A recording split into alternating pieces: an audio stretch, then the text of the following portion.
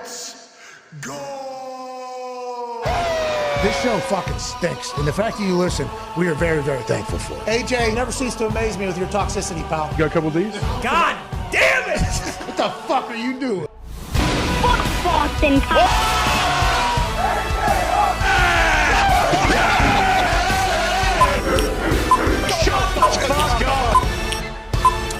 Hello, beautiful people. Welcome to our humble abode, the Thunderdome, on this draft spectacular Tuesday, April 25th, 2023. The sports program starts right now. Much better! That sounded fantastic. Much honor to you boys as well, and to everybody around the globe that is watching. We can't thank you enough for allowing us to do this every single day. Now, after we went off the air yesterday, some massive news broke around the NFL. Aaron Rodgers was officially traded to the New York Jets. For 40 days, we had been waiting and waiting for something to happen, and the decision between the Packers and the Jets came to be yesterday at about 4:35 p.m. yesterday after the show went off the air. We hopped back into the studio, back onto the microphones. Well, some people were playing a little pickleball. What? Some people were in the Hawk House working on their guns. What? And then we hopped up here and we started chit-chatting about the deal that was done. And we can't help but be very incredibly proud of both parties. Yeah, there you go. I've said some things about Gutekunst. I question whether or not we can automatically assume he's a great GM, because now we're going to get a chance to really see all his draft picks, his team, moving on from the era that he was kind of handed to, which was the Aaron Rodgers era, and he might go on to be an incredible GM. Sure. I feel like the fact that he was able to get a first-rounder next year, a conditional first-rounder, which we all assume will become a first-rounder from a second-rounder, because Aaron Rodgers will play at least 65% of the games. Aaron Rodgers is an Iron Man. Now, this is not a guaranteed first-rounder, but it is a conditional first-rounder with a first-round swap, 2 picks in this first year, giving up a 5th rounder, getting a 2nd and 6th in return as well. So I think it's a good deal for both sides.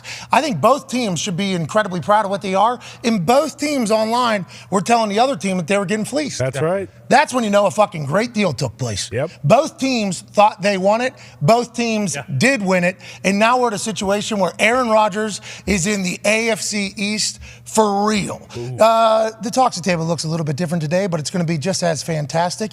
At Boston Connor is sitting next to the icon that is Pac-Man Jones. Pac-Man, we appreciate you obviously traveling out every single week to see us. Ty Schmidt, as everybody heard towards the end of yesterday's show, cannot speak. We believe he has a double ear infection. Yikes. So that means he could not hear anything. And you know, I'm not a big ear infection guy. I haven't really had a lot of these, but my dog gets them. And when my dog gets an ear infection, you're talking about just like full misery, pain, head shake, how you doing, keep it moving.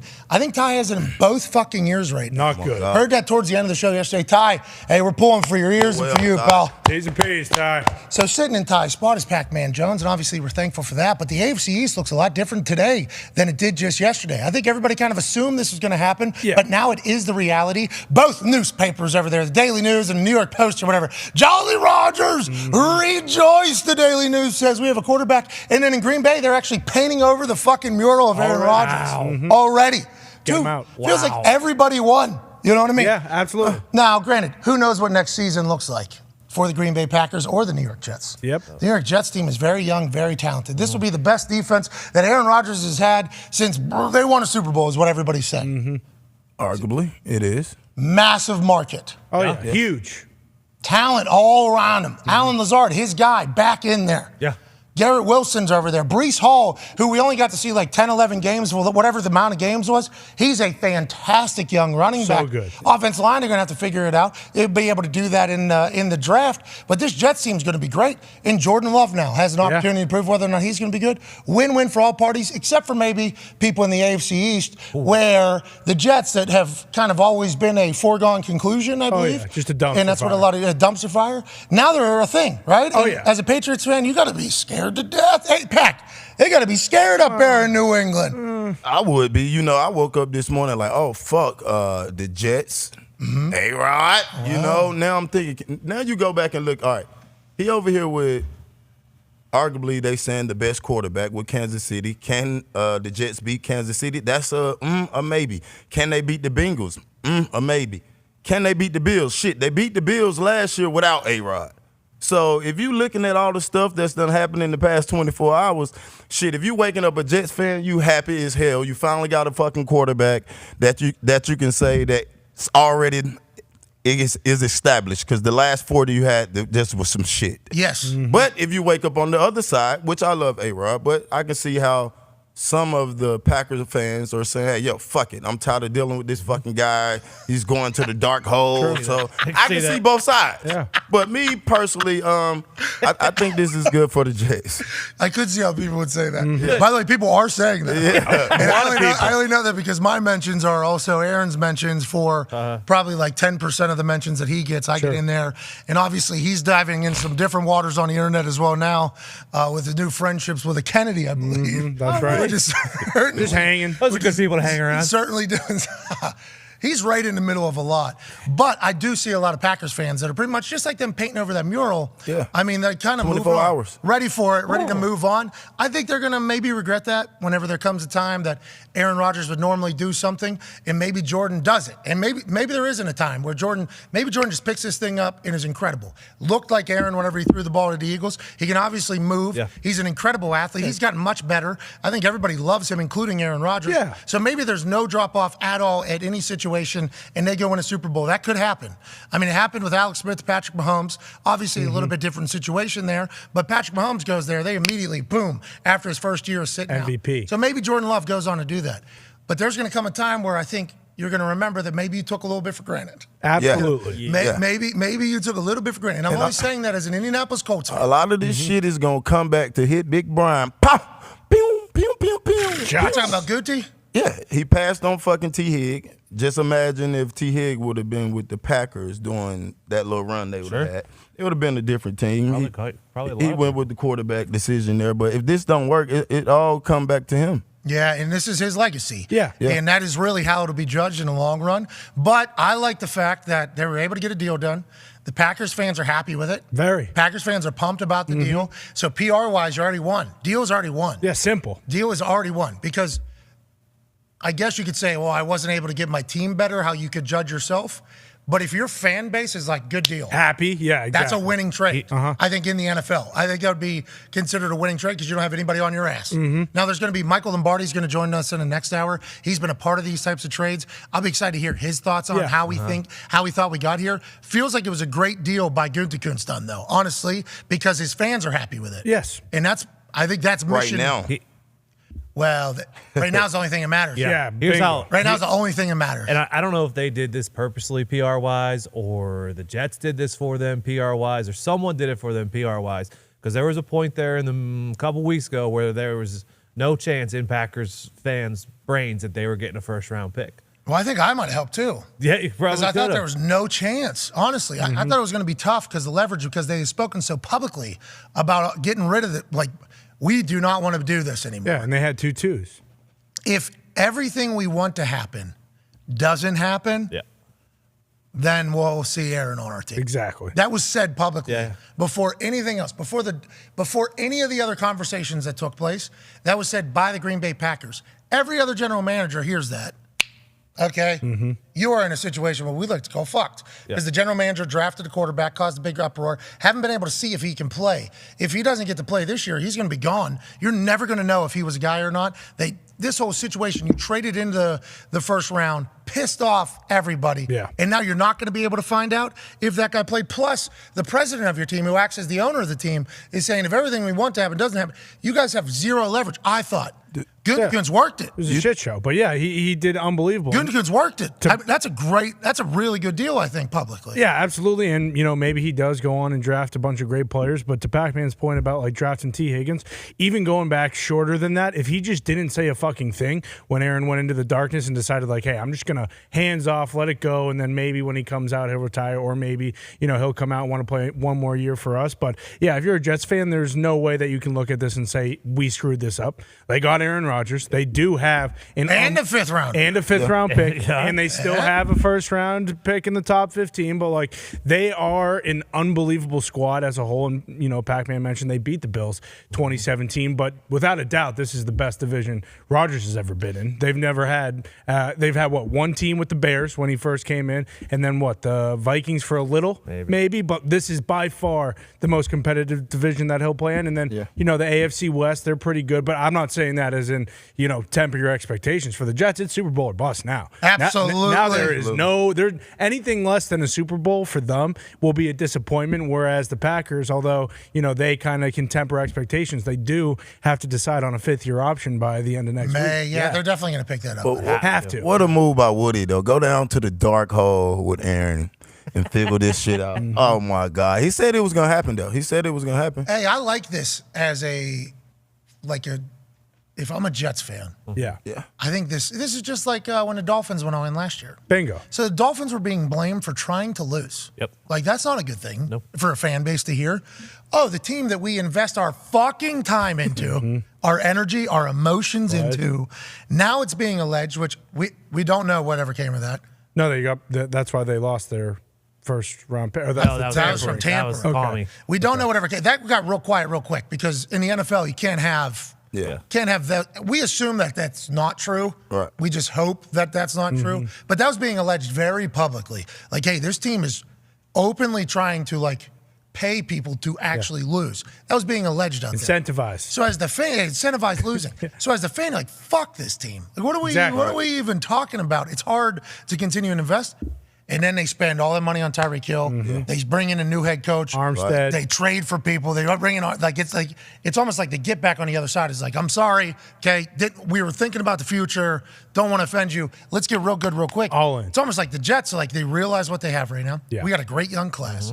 The way to have a great young class go on and win big is we can spend money in certain positions, is more specifically important positions, and kind of get a veteran who's been there, done that. It's almost like a plug and play situation where it won't be able to last forever because if they have success, all those fucking guys are going to cost so much money. Yes. Yeah. So all these young guys that are so good are going to get so expensive from playing alongside Aaron Rodgers. But Woody understands that that's going to be because they're going to be great. They're going to get back in the conversation. It's the first time like 20 years where anybody thinks that the Jets are going to be anything. And it's been a celebration in New York. They're going to put a parade together for the fucking guy. It's got to be a great morning over there. There was another team that would be the first time they did anything in 20 years that picked up a all-time great quarterback, and that was the Buccaneers, and they went on to win a Super Bowl when it happened. The other side is the Broncos, but I think Aaron, Rams. You can have the Rams. Rams in there. Well, Broncos in there. I think Aaron is leaps and bounds better than Russ, though, so I don't see the Broncos things happening. I wouldn't put Stafford in that category. What do we even bring up the Broncos for? That people last year when Russ got traded, they were like, fucking Super Bowl. Yeah, Peyton 2.0. Well, remember, because Aaron was going to go to the Broncos a couple years back. All they needed was quarterback. They'd win a Super Bowl. Yeah. So then they got a brand new head coach and a brand new quarterback. Didn't work out. That head coach now, see you, the offense coordinator with Aaron. It's a gold zone for the New York Jets. It is the gold zone. They love gold. Alan Lazard's over there, young guys. They have to be successful. Oh, yeah. On the offensive side of the ball, right? If you look at them, if you look at the running back, you put a check by it. Brees is a really good running back. Unbelievable. I'm talking about top in the league. Yep. If you go and look what they did on the offensive side of the ball with the wide receivers that they just brought in, that make them a top group. They got 3 of the top receivers. I would say, Barkley, Jimmy. Oh shit, wrong paper. Sorry guys. It's Garrett Wilson. Garrett Wilson. Alan Lazard. Hardman. They still have Corey Davis too. And still have Corey Davis. So if you look at the wide receivers, they got 3 good wide receivers that can match up. You got to have 3 good receivers in this league. So I think they're there. And the defense, they was top 10, top 5 defense last year. So they know. Does Aaron know the offense already? We assume he does. I mean, both Nathaniel LaFleur's. Hackett's offense. Yeah, is the other LaFleur? He already still had there, him. or- No, Floor's gone. he Fired him. Okay. Brought in Hackett, but he's already done Hackett's offense, right? Yeah. If we're just assuming Hackett's offense is the same as when LaFleur was running the offense in Green Bay, and he was running the red zone, also known as the gold zone. Who knows how much he's changed? Shouldn't be much because whatever he did change, he take to Denver. It did not work. Yeah. But we already knew once he got that job that Aaron was coming. Like that was the talk around. So we actually asked Aaron. We said, would any coaching hire sway you to go anywhere? Because didn't just want to say, hey, the Jets hired Nathaniel Hackett. So are you going or? But he answered it and even brought up Nathaniel Hackett and talked about how much he cared about him, how much he appreciated him. But he didn't think that was the decision or a factor in where or what his future looked like. It's crazy because he went into that dark hole. 90% retired, 10% coming back. Exactly. And the reason why he was 90% retired, 10% coming back is because a year prior to that, whenever he was thinking about how the season was going to go, they were going to win a Super Bowl, then he was going to go into the darkness, and he was going to ride off into the sunset. That was going to be his plan. He told us this. Yeah, the darkness sunset. He was going to win the Super Bowl, darkness, sunset. Boom. The Cowboy has hung his hat on an NFL run. Good run. That was the plan. Yep. Yeah. Then they don't. Team does not make it to the playoffs. First time, long time. Yeah, very disappointing. Been in the NFC Championship, back-to-back MVPs. Hey, we just need to take the next step. We're going to do that. That is what's going to happen. That's the natural next evolution of what we're running over here. We're going to win a Super Bowl. Then I'm going to go into a fucking hole in Oregon, and then I'm going to retire. And I'm done. And then I'm done with this whole thing. Got 2 rings. Everybody can kiss my ass. Everybody's talking about this. What's that? 1 ring. No. Well, no. Oh, if they won. Yeah, excuse got me. 2 rings, Yep. got 4 MVPs, maybe 5 because I'm going to win another one. My resume is legit. Yeah. I did what I did. We win a Super Bowl. I go off on a high knowing I could still play if I ever wanted to. Then it completely changes, goes into darkness. As you say, I still want to ride off into sunset. Still had a plan, darkness, sunset.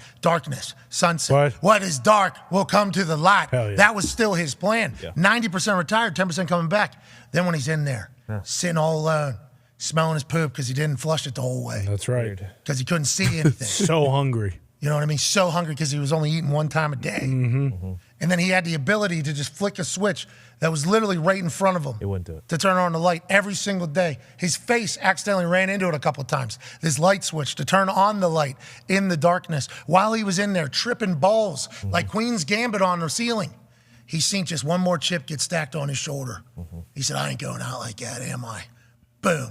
No, I'm not. They're calling me a bum, saying I'm washed up. I'm washed up? Just won 2 MVPs back to back, bro. Boom. Then he starts growing his hair out. Boom. I'm getting another tattoo. Boom. All I need is one more motivation. What? Bang. What? And he starts like kind of stacking it up on top of each other. Then he gets to his phone 5 days later because remember, there's a sensory overload activation period afterwards. Yeah, exactly. That you got to like hang out in a cabin. Yeah, slowly but surely reintegrate it into your life. That has a little bit of light, but not a lot of bit of light. Because if they just throw you back into the sunlight, I guess your brain just explodes immediately. Exactly. Bam, darkness, Lost too forever. much. Science. So he gets his phone back. Here's a voicemail. Hey, we're moving on, or whatever they said. Gutekunst said, he said, boom, that's it. He's all the way back.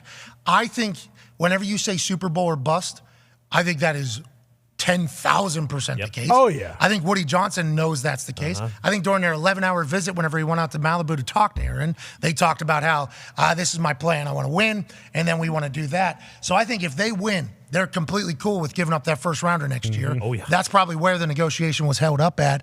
But it is this is going to be a very motivated Aaron Rodgers. Very. Very, very, very much. My personal opinion. Even in recent memory, with how motivated he was with them drafting a quarterback, more motivated than he was then it feels like he is now. Yeah, spiteful with it felt like a little bit of like, a little pissed off vividity there. Coming back to almost tell the NFL, like, look, I still got it, fuck you. Yes. Feels similar. Very. Like you're saying it feels more. I think so too. Yeah, because everybody is more. writing him off. So back then it was like only Packers oriented, front office oriented, I think, because of how they handled his former friends, former teammates, the draft, doing what they're doing, all the public statements where Mark Murphy was emailing things saying this guy sucks to deal with, and everybody, that was kind of all kind of happening in there. Now it's almost like aimed at everybody, and he's with people that are similar, right? Because the Jets haven't done shit. No. People have buried the Jets forever. So it's almost like this feels like an incredible marriage that's going to benefit, I think, both ways very quickly. I have very high expectations of the New York Jets. How high were my expectations of the Broncos last year? I don't remember. They were a top 10 in Super Bowl odds. So but I don't remember mine personally. But Aaron is going to be way higher than the other quarterback. Odds have already moved. Odds have moved now that's been official. I mean, there's people that are expecting them to be great. I think they should expect to be great. And I can't wait to watch and enjoy the ride. Rex Ryan was on TV this morning. He looks so good. Yeah, wearing his dad's ring. Yeah, dad's ring, Jets bomber jacket. Unreal. Incredible tan. Speaking that good stuff. Oh, yeah. Rex Ryan needs to be on TV more. I fucking love that human. But obviously he enjoys the Jets. The entire Jets faithful is having a parade today, and I'm happy as hell for him. And I think so. One of the things that Aaron was missing last year too in this down season was a go-to guy. And during this draft prep, I've been watching a lot of highlights. Garrett Wilson is a fucking dog, dude. Like he is going. Like him and Aaron are going to be so fucking good together next year. It's. I can't wait to watch it. And Aaron, and I guess there's some people that have never probably been at a level of competition to really truly be able to judge. I think Aaron likes teaching and coaching too. Yeah. So like young guys on that team, right? So like a lot of like, hey, think of this instead of this. And you're getting to learn from a guy that's been around for fucking 20 years pretty much in a place that's won so much, 4 MVPs. He has a recall of, he recites like a 2007 defense that he saw in week 4 whenever he's playing in like 2020. So like, that is the type of brain this human has. His football IQ is obviously absurd. And now he's getting around a group that seems eager. All of them changed their fucking profile photo. All of them changed their Twitter app. They're like, they're like sending texts like, hey, we want you over here because they're part of a generation that's like fans of Aaron Rodgers. He's going into a perfect situation. Joining us now is a member of the Jets fan base, a man who is celebrating loudly all over his socials, and we believe that's for good reason. He's also the host of Say Less Show with Kaz, Low Key and Rosie, Count It Basketball Podcast, and he covers wrestling for the Ringer/Spotify. Ladies and gentlemen, Kazeem Famuyide. Yeah, good. Hey, was that name? Doing, hey, name was right? Yeah, oh, you murdered it. You got it right. Fuck yes. A lot of people don't get it on the first try, so you're good there. Let's go! Huge win. Dude! Listen, I got some Agusi soup for you, so for pronouncing Nigerian pronunciation so rightly, I got you next time. Okay, I just want to let you know, I appreciate that because there was a time during a draft where I gave a pick announcement for a player, and at the time, the way the name was pronounced was vastly different than what it got changed to about 2 years later. So I get almost attacked for mispronouncing people's names. And whenever you came on, I wanted to show you the respect because I appreciate you. You've always been so incredibly kind to me publicly in the wrestling world and everything else. I appreciate the hell out of you for making time, Kaz. Pat, this is really an honor. You know what I mean? I've always been a fan of your work, and obviously, just in sports media and everything you kind of cover, you're kind of like the blueprint, especially what you've done with wrestling and everything. So, dude, it truly is an honor, man. Thank you. And he didn't even call me to ask me how to pronounce it too. He did his own research and everything. Yeah, he did. Yeah, you have no idea. Long conversation. It was a full thing over here, but you're crushing it too. You're everywhere. Obviously in the wrestling world, basketball world now, I can't wait for your football take on the New York Jets. Hey, seems like you guys are going to be a great team. You guys have sucked for 20 years, right? This morning is the first time everybody has seemingly woke up in the Jets fan base and said, we're going to win the fucking Super Bowl. Is that an accurate depiction of what's happening over there? I have no idea how to feel. You know what I mean? Like, I don't know how you guys live with like competent franchises, but for the first time, I actually wake up with some hope. I mean, there were so many games. I forgot what the stat was, but I think the Jets had 7 wins where they gave up 18 points. And there were so many times I was watching, I was just like, anybody. God, I was this close to talking myself into Ryan Tannehill. That's how bad the season was in the quarterback position. But fuck those picks. We got Aaron Rodgers. We're all in on this season. I'm super excited, man. It couldn't be better right now. If he plays more than 65%, we assume it'll be a successful season where at least you get to a playoffs and a playoff win. So giving up a first rounder next year for that, I think you all would say, yeah, we're cool with that with the lack of success we've had for so long. Win-win trade on both sides. Can you tell me why everybody hated Zach Wilson, though? Because you just talked about being all in on Tannehill, who had a $36 million price tag. Yep. I do believe. And shout out to Tannehill. Hey, shout out to Tannehill. I fucking love him. He's a great athlete and everything like that. But then I thought about like the whole stadium giving Strevler a standing ovation on primetime because he wasn't Zach Wilson. Like, what happened? Zach Wilson what was it about Zach? Was it the initial draft night where he was caught throwing up gang signs uncomfortably, where everybody just assumed in the city, in the tri-state area, that this guy's not going to fit in here? He's not going to be able to gel well to the big city light or the NFL. What is it about Zach Wilson? And when did it become like, this dude is not our dude? Y'all were booing him out of the fucking stadium last season. Yeah. When did that happen, you think? Yeah, I'm sure Zach Wilson's probably a nice guy in real life. I've never met the guy, but just from what I saw as a fan, there was just so many instances where you kind of know when someone's the dude.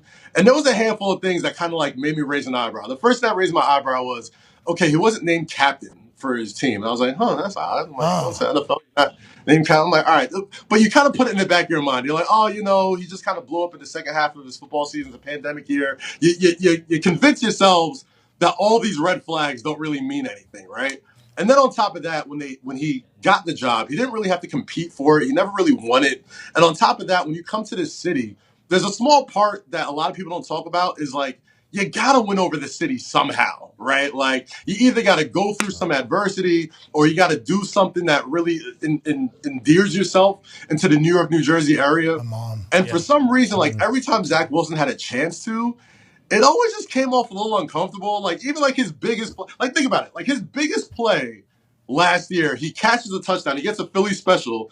He does a white guy gritty. And I'm just like,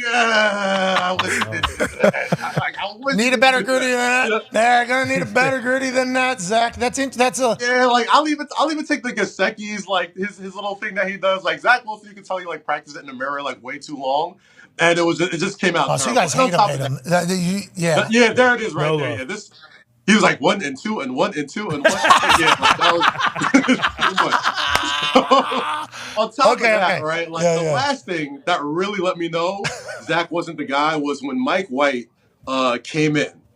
And I think the entire offensive line had like Mike White T-shirts, and like all the Jets beat reporters like, "Oh no, they wear shirts for teammates all the time." I'm like, okay, so why was it never a headline? Like, why is this a thing? It kind of showed you there that he's probably a good dude. This is the company guy, but he's not the guy for this team. The Jets got so good so fast; they killed it in the draft. Sauce is a dog. Breece Hall was probably going to be the best running back in the division, and Garrett Wilson's is a generational wide receiver. They got too good too fast. So unfortunately for Zach Wilson, he had to catch the vapors, and now we got Aaron Rodgers. Yeah, well, that's not a bad place to be. I saw Zach Wilson's mom, who also mixed it up in there. Yep. In that whole from draft night all the way till now with Zach Wilson. The mom was a character in the story at one point. And then she removed herself. Remember, she like blocked herself. Smart. And then she came back. She's happy that Zach is going to be around Aaron. I think she's like thankful for his future. Maybe this is something that Zach needs, a guy that I assume he has a lot of respect for. Now, he should have had respect for Mike White. When Mike White got on the field, you guys were winning. I don't think anybody was like, hey, Mike White is going to win a Super Bowl with the Jets. But I think people are like, this is a lot better than it has been. Speaking of being, like terrible times for you guys for so long, I saw a lot of Jets fans, Greeny included, but numerous others that said, the Jets are going to fuck this deal up. Even though the Packers have said, we plan on trading him. Aaron says, I want to go to the Jets. And then Joe Douglas, while he's boozed up at a WFAN event, says he's going to be here, brother. He does that full thing. It's like, did you guys think there was a chance this deal wasn't going to happen? So whenever it goes through, you're like, phew, all right, we don't have a chance to fuck this up? Or was it kind of understood that this was going to happen and it was just a waiting game at this point? Yeah, I think we all kind of assumed it was going to happen, but there was just so many outlying variables that kind of made you think, okay, well, there's Lamar Jackson out there. Like, what would you do to get a Lamar Jackson right now? And then there was, all these other backup quarterbacks that, at this point, I know we talked about Mike White and him, playing as well. It was just the first time we saw close to competent quarterback player, right? So, like I said, I was starting to talk myself into Ryan Tannehill. This thing was taking so long. And I was... shout out to them for getting it done. I mean, God, Joe Douglas was in there slizzard at the WFAN party. Like, I don't know how many tequila shots he had in, but once I saw that, I was like, this is either going to be the worst thing that's ever happened in the Jets franchise, or we're actually getting a Hall of Fame quarterback that's coming to our city. So, it did get you a little nervous, but I did I did really like Lamar Jackson. I did think Lamar Jackson would have been a great sort of backup plan, but him and Aaron Brees Rodgers puts all the chips at the table. I'm with it. Imagine him and Brees, and I mean that would be. That's a big jump, though. He said Tannehill, then he went to. Oh my God, you went all the way down to Tannehill, bro. Right, yeah, he was ready. I mean, listen, who else was left? Jesus Christ. Out. I mean, there's really nobody in the race. Derek Carr out. Yeah. Derek Carr was in there for a second. He was in the building allegedly. Heineke. Oh, you guys got Aaron Rodgers, dude. Okay, how about it? Listen, good. Luckily, we don't got to think about that at all. I think Rodgers is going to be a great New York/New Jersey person. I think he'll be more of a hack and sack guy. You know what I mean? Like lots of trees, lots of field, lots of places for him to kind of go and zen out and do what he needs to do. You know what I mean? Everyone thinks just because he's in New York City, it's going to be a whole bunch of media circus and all that type of stuff. I'm like, nah, man. MetLife Stadium's in New Jersey. Way out there. Lots of open space, lots of legal weed, lots of legal drugs, lots of good stuff. Whoa, drugs, plants. We're in plants. Yeah. We're in the plants game, not in the drugs game. Plants, right. Yeah, and words are spelled. They cast spells. Come on. That was actually said to us by your quarterback. So let's go ahead and get in the entire game. What if he goes out there and he just becomes full suit? What if he? That'd be cool. What if he becomes James Bond every single day in New York? Just buys in to the big city. I don't think he will, but I do think you guys are going to have success immediately. Super Bowl or bust, huh? Yeah.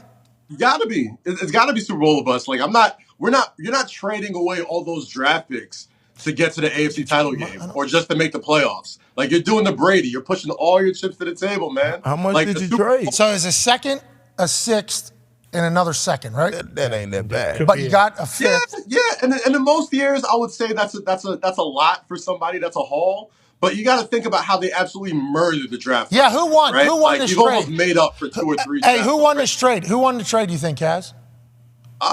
Listen, the Jets got the better player. If the Jets are competent and an 11-plus win franchise, they win automatically. The only reason why you even make this trade and you're comfortable giving up all those picks is because last year you drafted Johnson, you drafted Hall, you drafted Wilson. You're good for at least 2 or 3 draft years. Yeah. So I think the Packers got a nice haul. They might have fleeced the Jets a little bit, but at the end of the day, you got to pay that New York tax. You got to get the quarterback that you wanted. We all saw what we wanted from them, and we got it. So we got the best player. The Jets won the trade, and it's Super Bowl or bust right now, baby. I couldn't be more excited. The word fleeced was trending from both sides last night on the trade, and that's a good deal. Hey, anytime that's happening, that means a great deal is taking place. Connor has a question for you. Yeah, Kaz, when you look back at the illustrious career of the Jets and the whole entire organization, and whether you just want to kind of rank these from your life on this planet as a Jets fan or all time, or where you put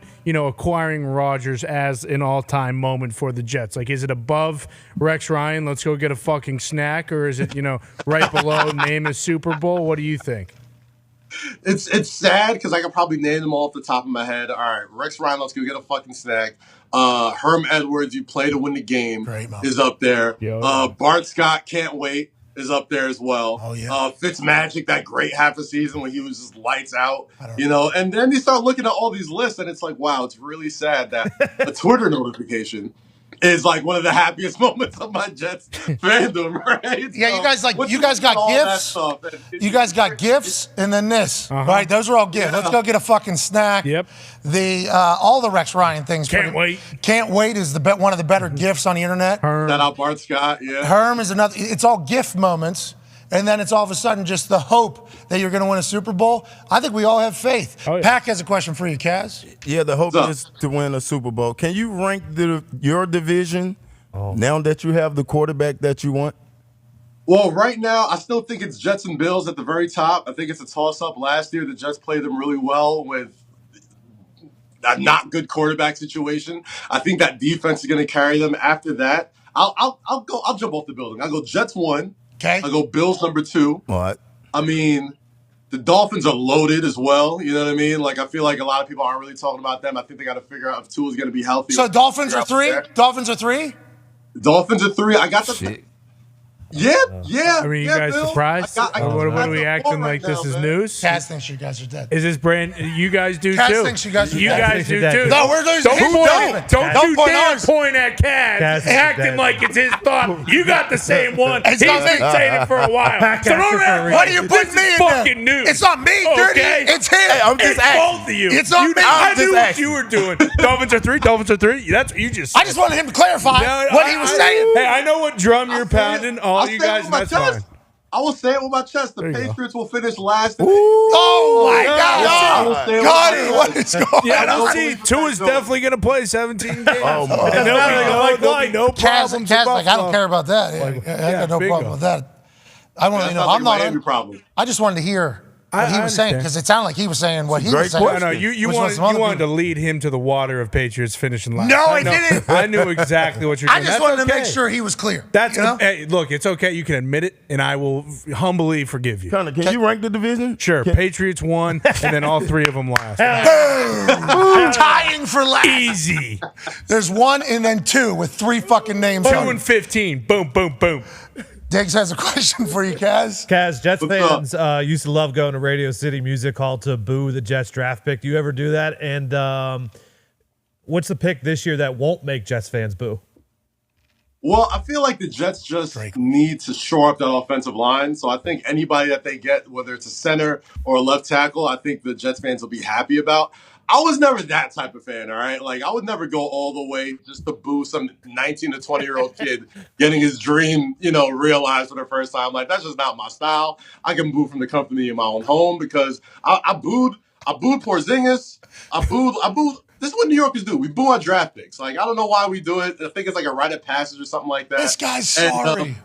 You've known. it's been a sorry couple of years, man. But I think the Jets, now that they've traded back 2 spots, they can do what they need to do and really shore up that offensive line, which I think was probably their biggest need outside of quarterback. The defense is loaded, and I think a year stronger is going to be even better than they were last year. I mean, Sauce and DJ were just absolutely just lights out over there. Quinnen Williams is going to be another year stronger. I just think the offensive line, they got to keep Aaron Rodgers upright. You mentioned that 65% of those games that he needs to get in there. The only way to stay there is if he stays upright. I know he can scramble. I know he can run. I don't want to see you run, bro. We got Breece Hall. We got Zay Knight. We got Garrett Wilson to stand in the pocket and just take care of those weapons and stay upright. I want to see you for at least 2 seasons in Gang Green. Don't be a hero. Listen, maybe he'll play 2 seasons, but he's like a fucking meathead when it comes to that stuff. Yep. Yeah. He feels as if he has to do it. You know what I mean?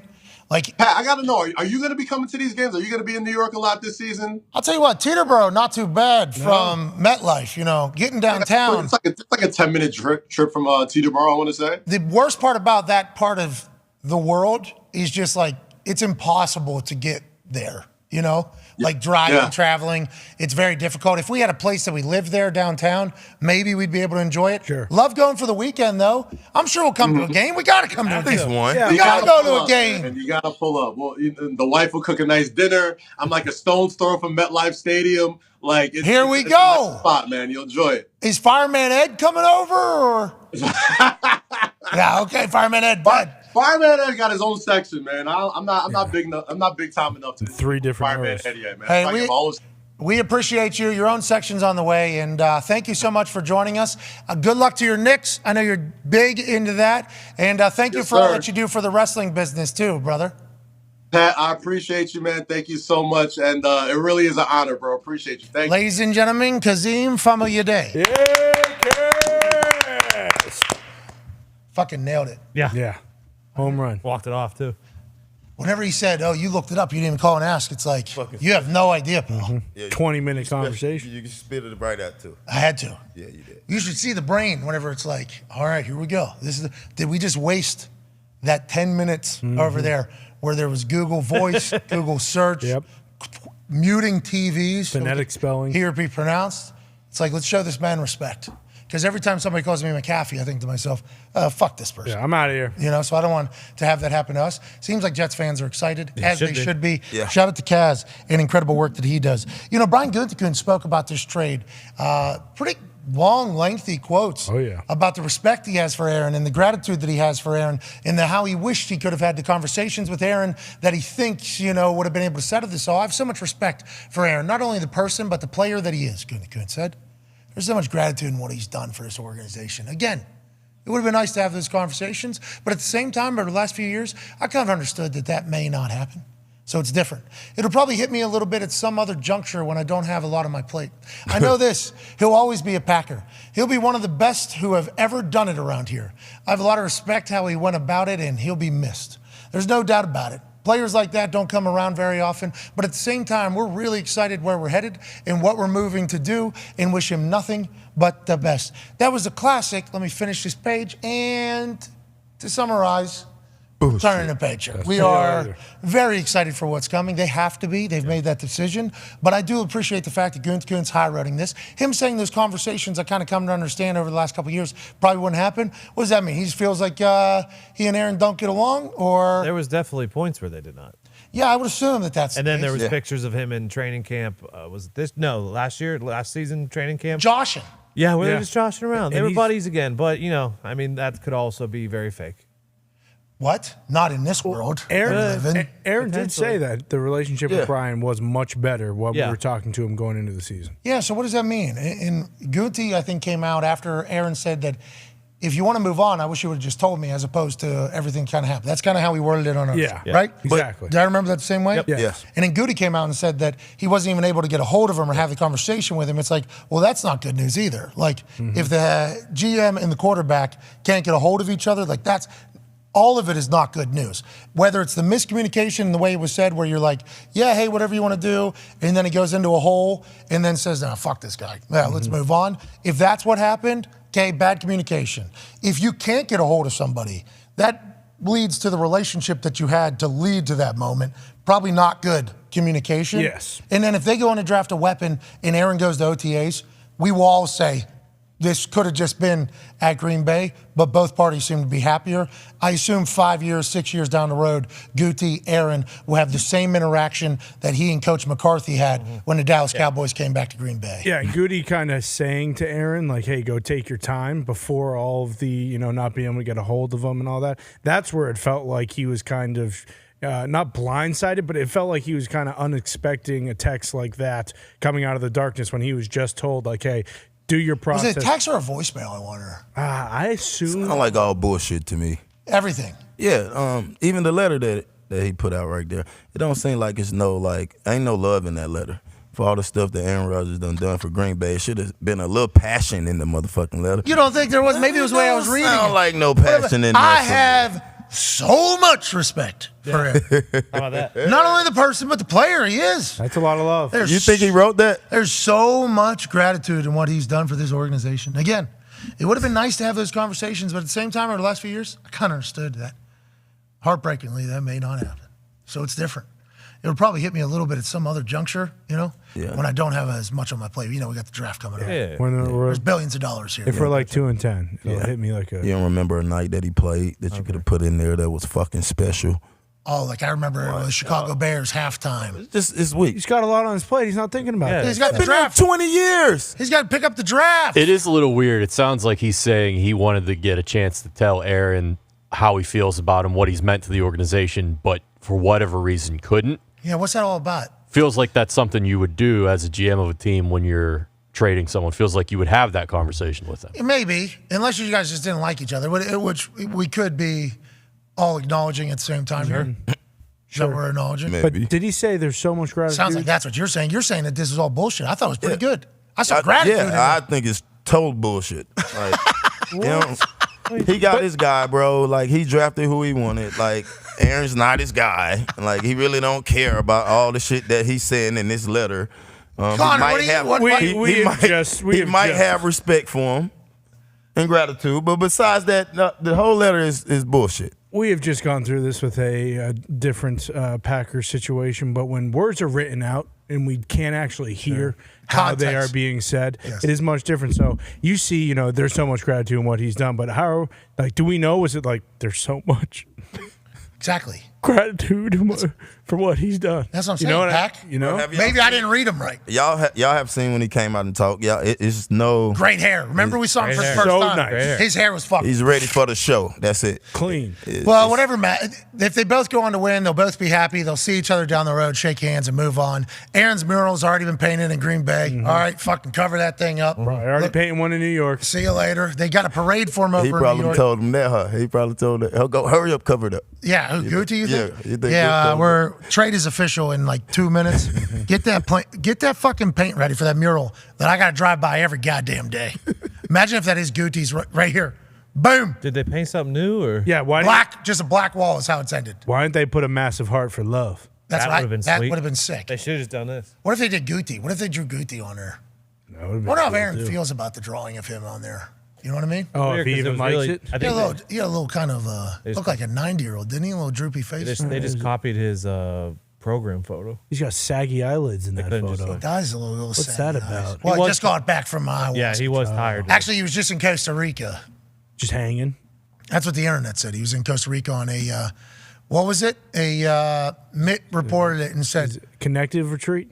no, it was a wellness retreat in Costa Rica. Just coming I'm out pumped the that hole. leave that left the shark up though, because that shark is fucking sweet. It's actually the same shark from one of your shirts, I think. That is actually. That is a good looking shark over there. And then there's something else. What part of town is this in Green Bay? I heard that when you walk through these parts of towns in Green Bay, Yeah. you gotta really keep your head on a swivel. I was gonna say it looks like a dumpy part of Green Bay. What? I guess, but yeah. Dumpy? I just don't see any grass. That building on the right's made out of that like gross brick. Oh my God, Not Ty like the would brick be. behind you. Ty would be so angry. Ty would I be don't know. so hot right now. Ty can't hear us. He's got 2 ear infections. Ty, Ty, I'm you're gonna gonna- speak up for you. Yeah, you're gonna speak louder than that. One time for Green Bay. I think there's a chance that he just has a full candle worth of wax in both of his ears right now. Ty just can't hear shit. Life's good. Ty can't eat really anything, or his stomach just says, get out of me. He pukes, he shits. Now his ears are getting incredibly infected. That guy's a tough guy. We miss you, Ty. Miss you, Ty. Stay See you strong. soon, Ty. Big time Thursday, Ty. Rest that voice, Ty. Good luck, Ty. Jalen Hurts addressed his new contract.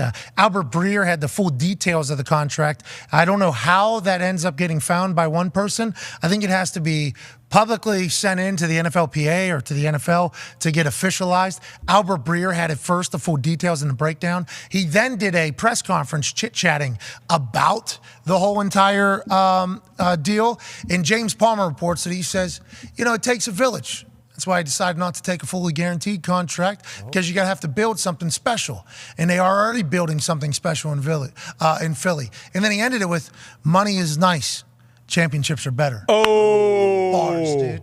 Ain't that the truth? Bars. He should dude. TM that. Did he TM that Yeah, yet? I think. That should be a private equity fund, Yes. or a business that he starts. Money is nice, championships are better. He delivered it perfectly too. Didn't rush it. But have to win one. Certainly have to win one. Have an NFC championship. Now, could hang a banner. They will not. But that is technically a championship. The NFC feels like it's wide open too. At this stage of the game, Really does. massive question marks outside of Philly and San Francisco Bingo. in the entire NFC. Now, if Russell Wilson said this, okay? Okay? Money is nice. That Okay. quote. If Russell's won a couple Super Bowls, right? Yeah. He's got one You got one. with the Legion of Boom. I love that Jalen Hurts has done everything that he has done and how he has done it.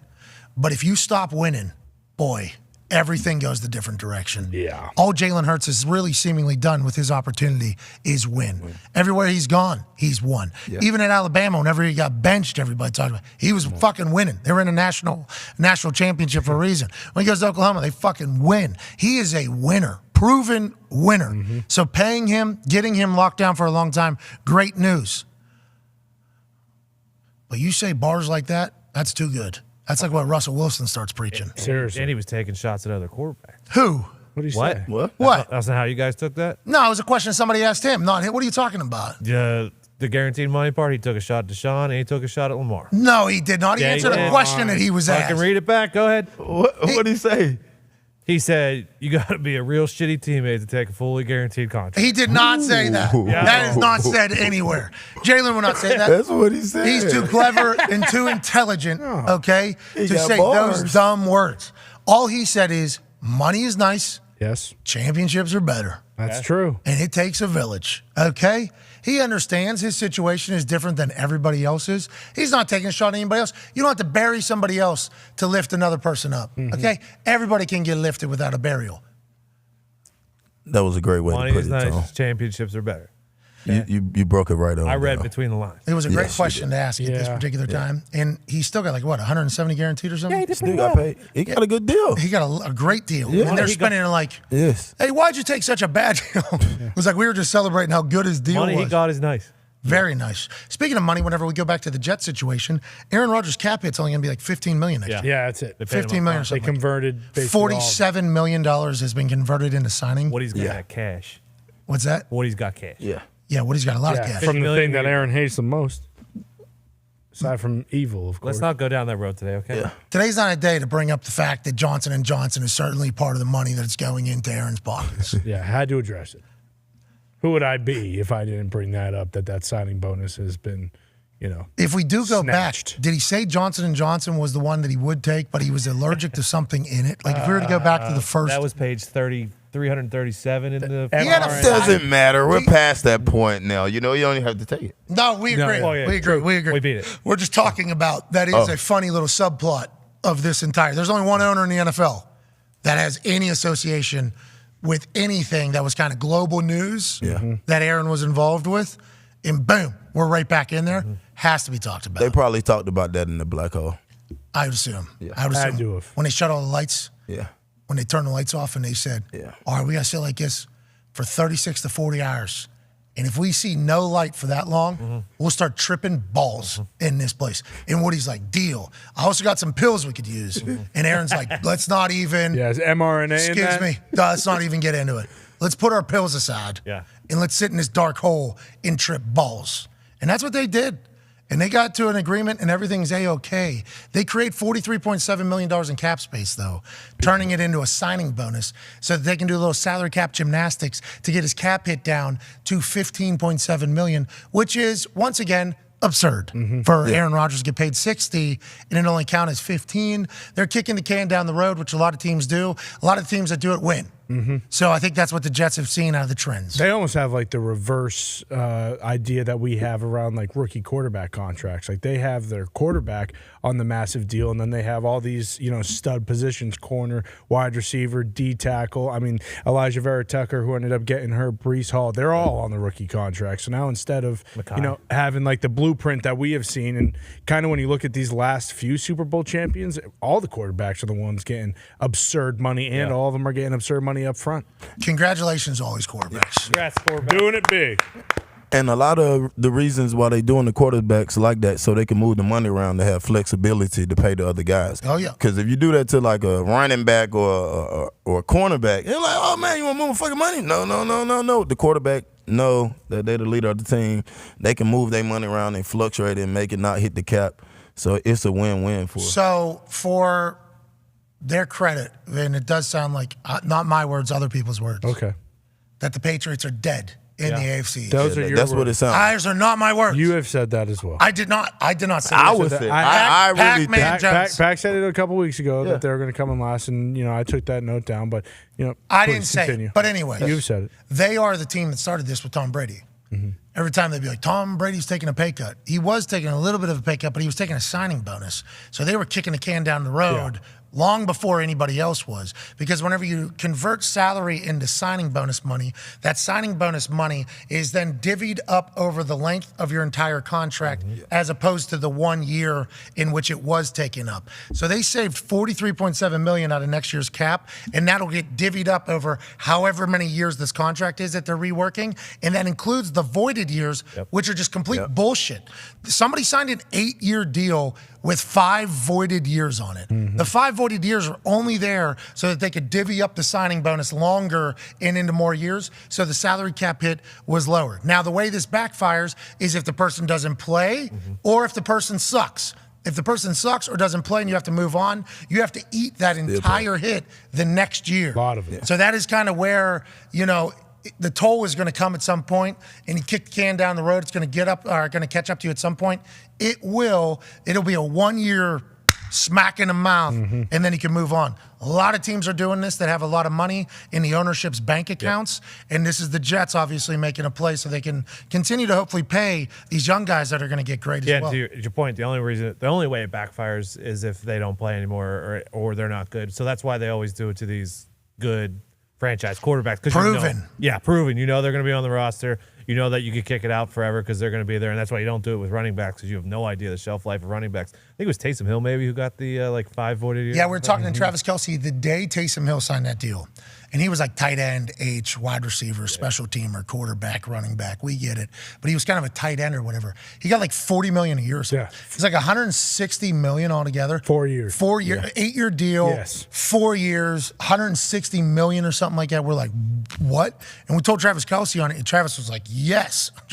Travis was so happy that that's this happened. awesome. Turned out that was for if he was the starting quarterback for 4 years, if he had so many starts and they had wins. Like, that was certainly in the deal, but a lot of ifs had to happen to get there. But they still voided 4 years on the back end, no matter what his salary ended up being, to kick it down the road. The Saints had to pay for that. Yeah. They did it with Drew Brees as well. They did it with Taysom. They allegedly had to do it. They had to cut like 9 people from their team last year. Still got a bunch of dogs. If your team's not doing salary cap gymnastics, I don't think your team's trying to win as much as everybody else. You're missing a lot. Didn't Odell just I get just going to voided say years? that Baltimore just did it with Odell. He got a 1-year deal, but it's paid out over 3 years. So it's 2 voided years, 1-year deal, $15 million, Yeah. $5 million cap hit each year. Yeah, Boom. genius. Pat, even further to that, Jalen Hurts' deal is cooked up in a way similar to that. It doesn't have the voided years, but most of the money comes in like option bonuses.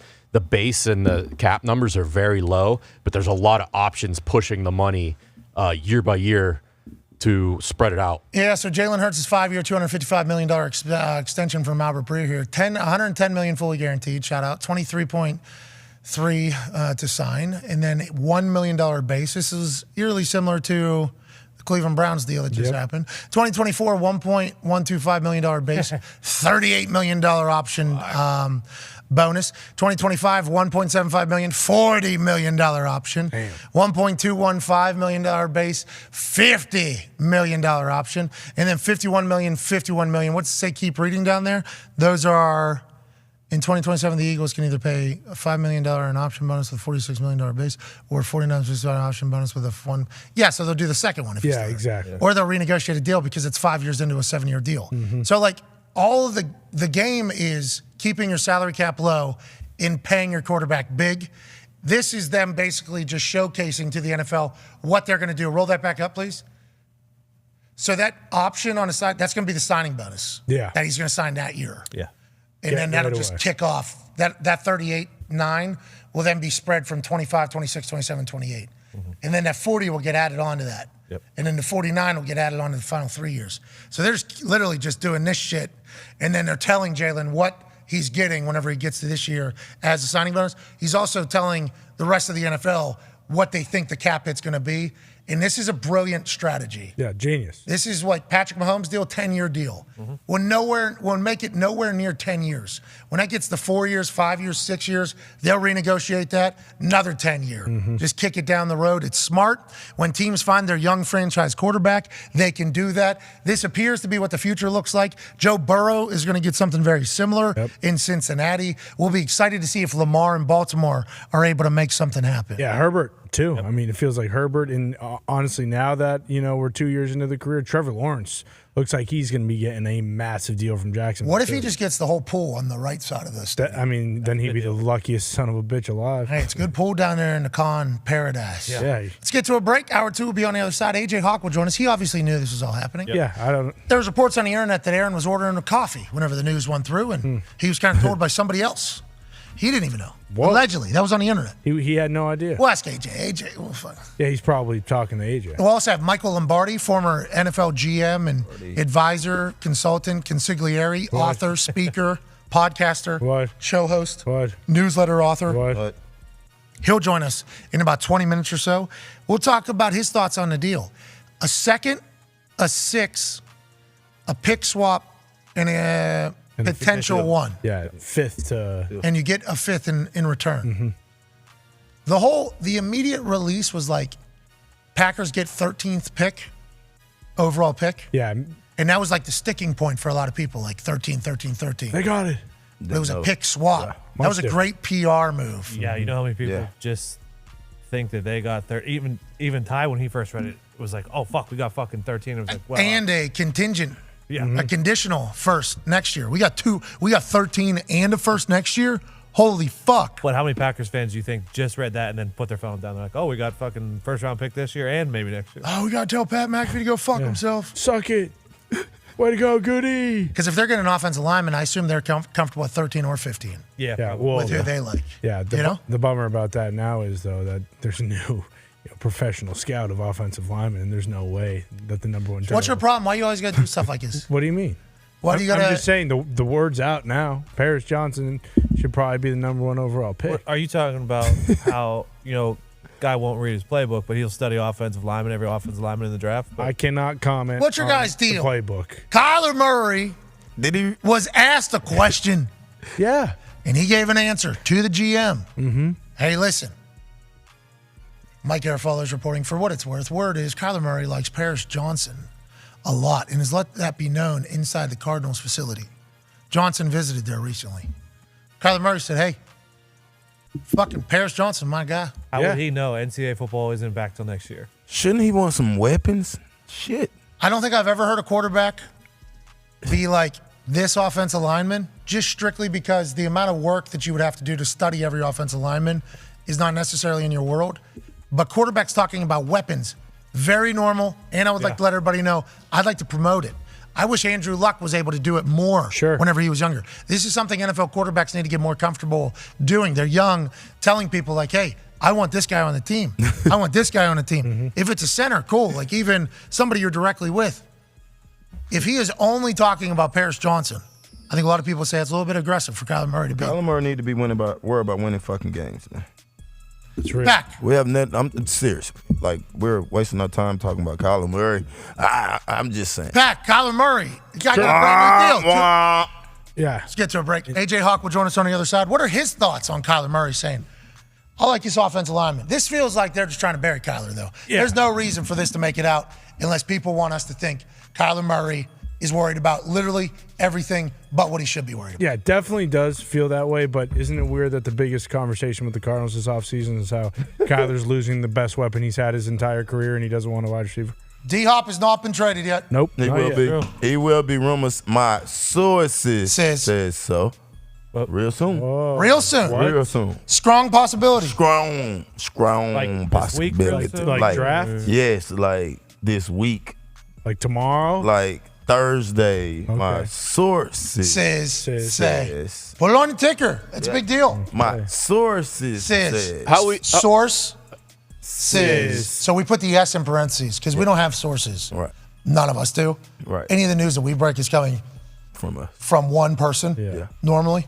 And that person, pretty solid source. Says. So that's how we always do it. Because Yeah, you see all what the I mean? journalists go sources because they allegedly double check everything. They don't. Right. But allegedly they have to. So they have to say our sources confirm, our sources tell us. Did we settle on the spelling of strong? I think it's just S-K-R-O-N-G, right? Yeah. Is that what it is? Yep, that's what we're going with. Do we know if D-Hop's Strong. face changed for the Jets? Oh. His face changed? From the Brian McFadden thing? Oh. Mortar. Nice day in the neighborhood, baby. It's too easy. It's becoming a simple shot. Yeah, Stop you're doing doing that. it Might like have to go really other easy hoop. now. You gotta Switch stop it doing up. that. You got water all over the lights up there. It's gonna start a fire. Yeah, you're right. Raindrops, guys. Raindrops. Smell me. We'll be back on the other side with AJ Hawk and more banter. We appreciate you so much. Be a friend, tell a friend. Something nice. Take 5.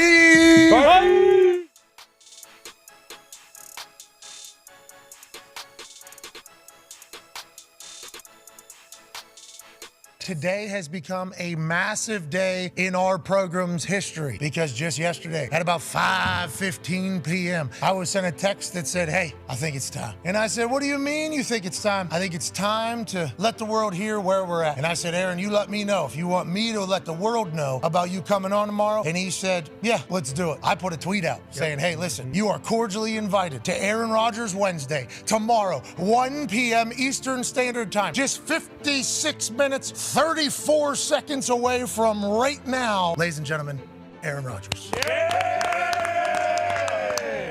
What's up, dude? Good afternoon. Good morning here. Good afternoon there. There's a lot going on in your world, bro. I don't even know if you know this or if you've been so locked in. This isn't a decision day. This isn't me deciding and announcing to the world that this is what's going on. In fact, that's already happened. You know, we're actually days past this. This is kind of clearing things up, I think, for everybody interested. And I'm going to get into this now, if you don't mind, Pat. I'm going to go for a little bit here. Hey, go ahead. There's 430,000 people currently, so a lot more people watching than normal, and they are all interested because you're a fucking dog as a football player. So go ahead and do your thing, pal. The timeline, which I think is important, that's why I'm going to go through it, is that in 2020, they drafted Jordan to replace me. There wasn't replacement right away, but as is the case with the Packers and kind of the way they do things, they like to get rid of players like a year early instead of a year late in their minds. There's probably some people who believe that I was a descending player and that it was time to make a change. Everything that I was told in the week that I was in Green Bay was, take as long as you want. We want you to retire, Packer. You want to come back and play? Obviously, the door is wide open. When I came out of the darkness, something changed. I'm not exactly sure what that was, but something changed. I got back to my phone after 5 days off of it. I realized that there'd been a little bit of a shift. I heard from multiple people that I trust around the league, players mostly, that there was some shopping going on. They were interested in actually moving me. At this point, you know, I got to admit, I went in the darkness, 90% retiring, 10% playing. My mind was, I'm tired of this. I hadn't got back into my workouts yet, and I thought that was what was best for me. So I went in the darkness to contemplate a lot of different things, but one day I spent entirely on the reality I was retired, and one day I spent entirely on the reality that I was coming back and playing. When I came out, it was clear to me at that point that although the Packers were going to say the right thing publicly, that they were ready to move on. I don't know what changed that or what moved that. If they just said, hey, we need to make a decision here because he hasn't made a decision yet. Again, there's no victims here. I'm not sitting here as a victim. I love Green Bay. I love the fan base. They're incredible. I live for playing for them. A lot of love for the organization. I just think I wish that in the beginning of the offseason, that had been the conversation. This is a credible profession, but it's a tough business. You've said that for a long time. Some of these issues were things I was talking about 2 years ago. It was, how do we treat older players on the way out? And it's ironic that now I'm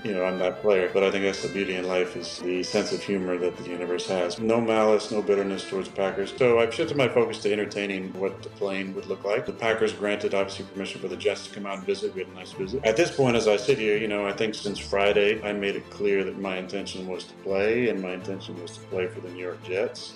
Okay. I haven't been holding anything up at this point. It's been compensation that the Packers are trying to get for me, kind of digging their heels in. So I would just, I think it is interesting at this point to step back and look at the whole picture. My side, love and appreciation, gratitude for everything that Green Bay has done for me.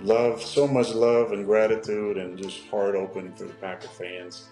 And what it's meant to be their quarterback. And also the reality of the situation. Like, it is what it is. Packers would like to move on. They've let me know that in so many words. Because I still have that fire, and I want to play, and I would like to play in New York. It's just a matter of getting that done at this point. Okay, people in New York are doing this right now. People in New York are pumped right now. You sent a list of demands. Need you to sign Lazard. You need to sign Randall Cobb. I want Jordy Nelson out of the fucking ranch. Did that all happen? It's so ridiculous. Hey, that's happening, though. Like, you need to know. Ask Schefter what I texted him when he somehow got my number and texted me. I didn't respond to Diana Rossini, I think her name is. I would say the same thing that I told Schefter. Lose my number. Nice try. Schefter tweeted the photo. He said, Aaron did not lie. There it is. That's confirming. Lose my number. Good try, though. I'll speak for myself. I'm sure there'll be people that have their sources. From what I've seen, it's like I had a sheet of paper when I met with the Jets and I said, sign these people. And that's not the reality. It's so stupid to think that I would do it, number one. Now, did they ask me about certain guys that I've played with over years? Of course. Did I talk glowingly about teammates that I love? Yeah, why wouldn't you? Sue me. Don't actually. Like, my only demand is for transparency. And if you say some bullshit, sometimes it's not even worth it. But like I said, when something gets out there and then assumed to be true, then it can take on a life of its own. It can go from, there's a conversation about 20 different players to, he wants these guys to be signed, otherwise he doesn't want to come. It's like, come on, what are we talking about? Yeah, it's all in the delivery of the information. And I'm just really, really thankful. I got to be the starting quarterback of the Packers for 15 years. I got to be in an organization for 18 years. 18 years, that's a teenager. That's becoming an adult. And that's what I did there, and it was because of the people I met there and the places I went and the times that I had. I love you, Green Bay. Thank you. And I'm as sad as some of you are, but we'll meet again. Massive show yesterday. Thank you, everybody. Thank you, everybody. And that says that the peak concurrence for 496, 285, but I've seen a lot of photos from people that are 498. Wow. Nonetheless, felt like afterwards, looking back on it, everybody was hanging out with us yesterday. Obviously not because of us. We know that. But Aaron, what a dog, dude. Ladies and gentlemen, boys and girls, good evening. evening, and welcome to the McAfee and Hawk second annual, third annual Draft Spectacular!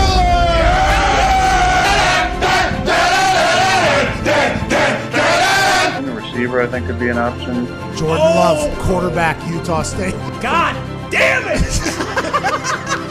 The Titans are trading wide receiver A.J. Brown to the Eagles. I didn't even care when they drafted me. A little surprising with Devontae. It's extremely difficult to ever picture yourself in any jersey but that one you've worn for 10 years. I mean, Mel fucking Kiper. Congratulations. I kind of had a good feeling he would be there. You have a mask. It's the Patriots. They're on the clock. We are war ready. Balls on this kid. What? We got a good pick here. No, you didn't. Yes, I did. No, you didn't. Yes, No, I you did. didn't. I knew you'd get drafted with The pick is in.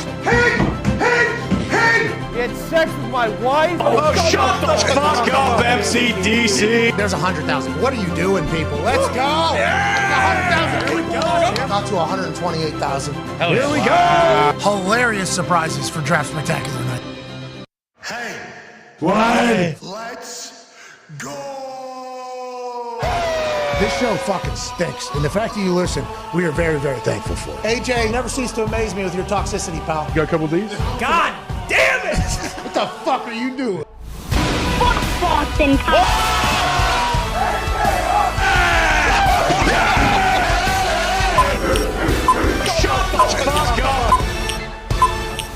Hello, beautiful people. Welcome back to our humble abode, the Thunderdome, on this Draft Spectacular Week, Tuesday, April 25th, 2023. Hour 2 starts now. Boys, nailed it. That's the Talks the Table at Boston Connor and the icon that is Pac-Man Jones. One half of the Hammer, Dahn Cowboys, Tone Diggs is here. And joining us live from an attic in Ohio is a man who's a college football national champion, a Super Bowl champion, Ohio champion. Whoa. Actually got a trophy just for being Ohioan. Pretty cool. In Ohio, doing Ohio-like stuff, representing Ohio in the fashion in which Ohio appreciates. Yeah. He is the Ohio fuck from the Ohio fucks. Pretty sweet. COVID survivor, father of 10, AJ Hawk. Yeah. Hey, where's that trophy at? We put it on a necklace. What do we got going on with that thing? Nice. Yeah, I'm currently getting it fitted for a nice chain, so yeah, I'll wear that thing around. Nice. Okay, I'm happy you're finally seemingly proud of this time. trophy. Yeah. You know, because numerous times we've asked you to give a speech about what this trophy means to you, and you have refused to do as such. So to hear that you're getting a nice chain to really let that thing hang, Exactly. we are very happy about. Let's dive into the news of the day, and I'm excited to get your take on this. It is official. Aaron Rodgers is now a New York Jet. Yesterday, after hours, the deal was made between the Packers and the Jets. Yesterday morning, it was announced by Ian Rappaport that they were back conversating with each other, back negotiating after a stalemate time of a few weeks while both teams gathered intel for the NFL draft starting on Thursday night. What are your thoughts now that it's official and finished? And how long have you known that this was going to happen on yesterday? I have not known, I have not spoken with Aaron since this has happened either. I feel like we all knew it was going to happen, so why do we all have to fall out of our seats and act like it's a giant deal when it officially happened? Everybody's falling out of their seat. Slow down. Okay. Everybody's falling out of their seat. Are you a little bit upset he's no longer a Green Bay Packer? Sounds like it. Are you okay? Well, no, I knew he wasn't going to be a Packer when he came on here and told us he wasn't going to be a Packer. Okay, but you're saying like, well, everybody's being a little fucking dramatic, aren't they? I mean, he got officialized. No. I guess also what's frustrating, I'm trying to figure out who won the trade. What are you going to do? Like, who won? If they win the Super Bowl, obviously the Jets win the trade. Definitely. And there'll be people that don't view it that way. Remember, there was Lions fans that thought they won the trade when Stafford was sent and they picked up Goff and Goff's contract because Goff had a little bit of success. Now, the Rams won a Super Bowl in Los Angeles. There's Dirty. That was a perfectly timed woo right there out of Dirty in the back as a Rams fan. And he doesn't know if he'll ever be able to do that again. Never with will, what has happened to that Rams team. They're done. So he's 20 more years. He's certainly living in that reality of everything. But I don't know if fans will just automatically assume that. I think Packers fans, I'm impressed by what the Packers were able to get. Now, there's no definite number one that is happening. He has to play 65% of the snaps next year, and they'll get the Jets first rounder for next year. If he plays more than 65%, we're assuming they're going to do well. So it's at least, 22 or later is probably what the Jets are thinking whenever they're trading this whole thing. I think it was a good deal for both sides, AJ. The word fleeced, and I've said this a couple times because it needs to be said. The word fleeced was trending in both fan bases were using it to the other fan base. So I think that's a winning trade for everybody, AJ.